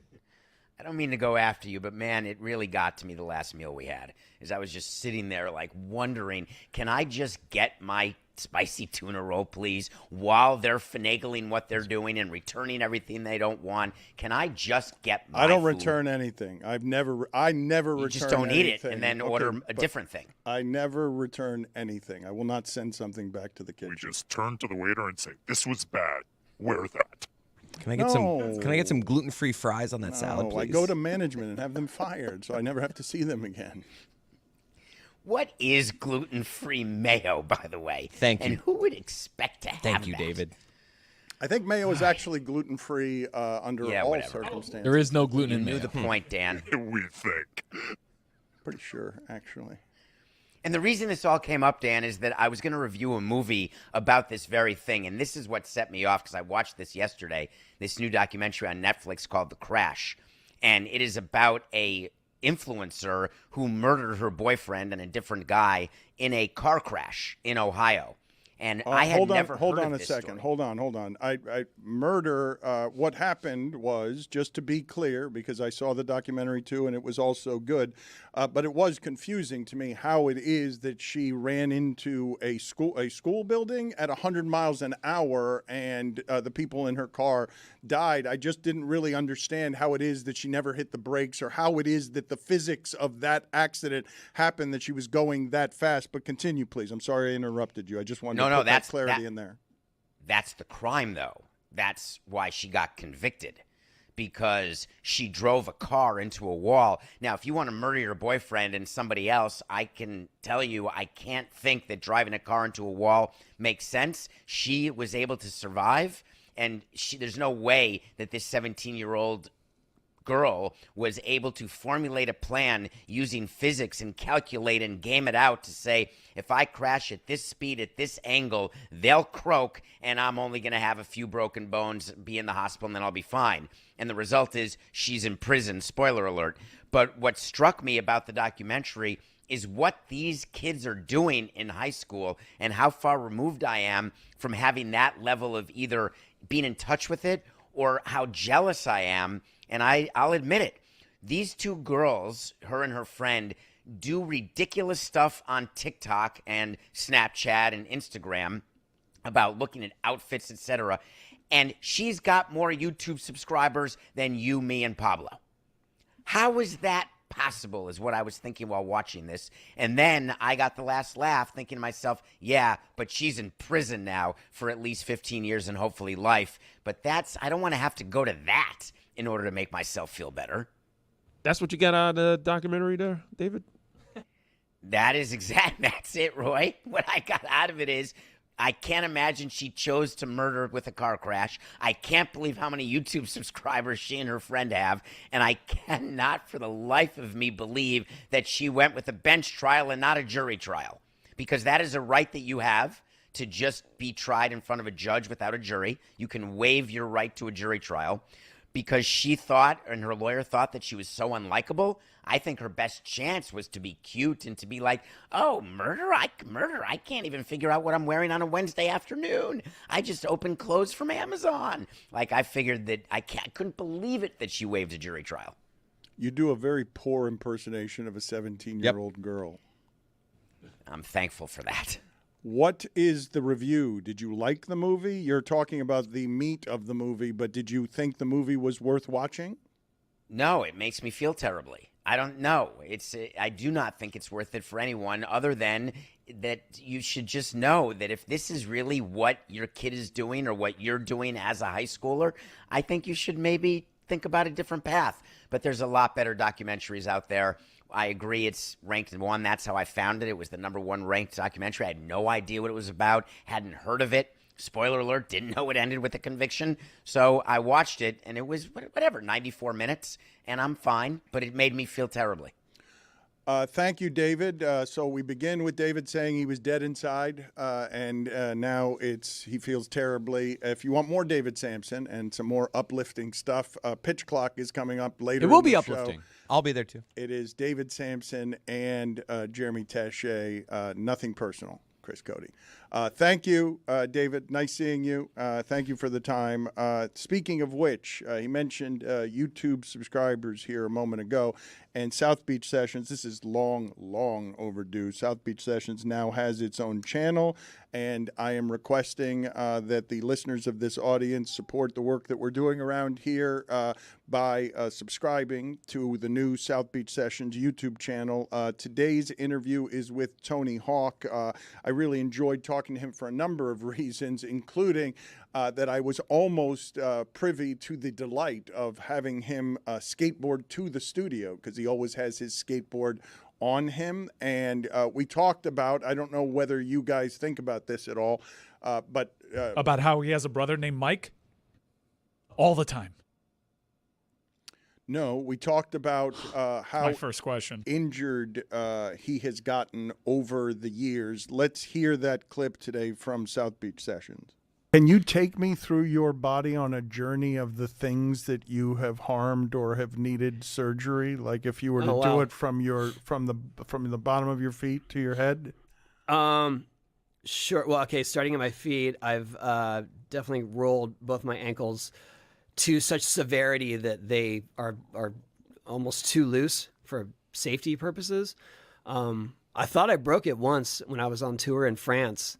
I mean, I rolled it so far, I just figured, I broke my ankle for sure. And luckily, I didn't. I don't really know if that's luck or not. My shins are a disaster. They're just countless stitches. Mm-hmm. I've had knee surgery, 2 knee surgeries on both knees, mostly for torn cartilage and torn ligaments. I broke my femur. I broke my pelvis. I recently fractured part of my pelvis, actually. You might have saw me kind of limping in here. That's getting better, though. Let's see. Where do I go from there? I broke my elbow. I've dislocated my fingers. I've gotten stitches on both eyebrows several times. Had a few concussions, and knocked out my front teeth 5 times. He forgot a bunch of them, too, because over the course of the interview, he started mentioning and remembering other ones. His name is Mike. Put it on the poll at Le Batard Show. Did you know that Tony Hawk's name was Mike? No. He has a brother. It's his brother. He has a brother whose name is Mike. Michael Hawk. Put it on the poll. Did you know that Tony Hawk's name was Mike? At Le Batard Show. And please subscribe to South Beach Sessions. We've got a bunch of them coming out over the next few months that I really enjoyed doing while we were in California. Got to spend a lot of time with comedians because I heard your criticism, audience, on how bad I've been over the years at interviewing comedians. So I've begun practicing. Mm-hmm. That's what I got very good at with Tony Hawk. He's showing me that if you want access to my actual inner monologue, I'll give it to you here. Mm-hmm. That sound is me camouflaging. We don't have enough cameras in here to see how blue his shins are. Mm-hmm. So it's just me. Like, you did get like a little look over Hey, though. you're like, you were like, Also, thinking of the audio audience. Mm-hmm. His shins are blue. Mm-hmm. They've got so much damage on them that's not a human color, but you couldn't really see it because we didn't have enough camera work in that studio to execute it correctly. Mm-hmm. So that's all you got in terms of getting deep inside the intimacy of introspection with Mike Hawk. Mm-hmm. The brother of Michael Hawk. A couple of corrections from earlier in the show. I said that PBS had done, or did I say that NPR? You said NPR. No, this is going well. I said that NPR had done the reporting on concussions, and it was PBS. And I described, I don't want to get aggregated on this, I described the conversation with Skipper about the mortgages and stuff as one of the biggest fights we had. I'm going to call it a disagreement. It was something that we were having, we weren't aligned on. It wasn't. I do believe fight. I can concur that. Is that how it works? That if you just say I don't want to get aggregated, you don't get aggregated? He messed up saying that. And if they do aggregate it, they'll pull in that context. Yeah, they always do. That's not how it works, but I'm only interested in how it is our audience receives it. I don't care what anyone else does with it, so it doesn't much matter after that. But I just wanted to get the facts right on that subject.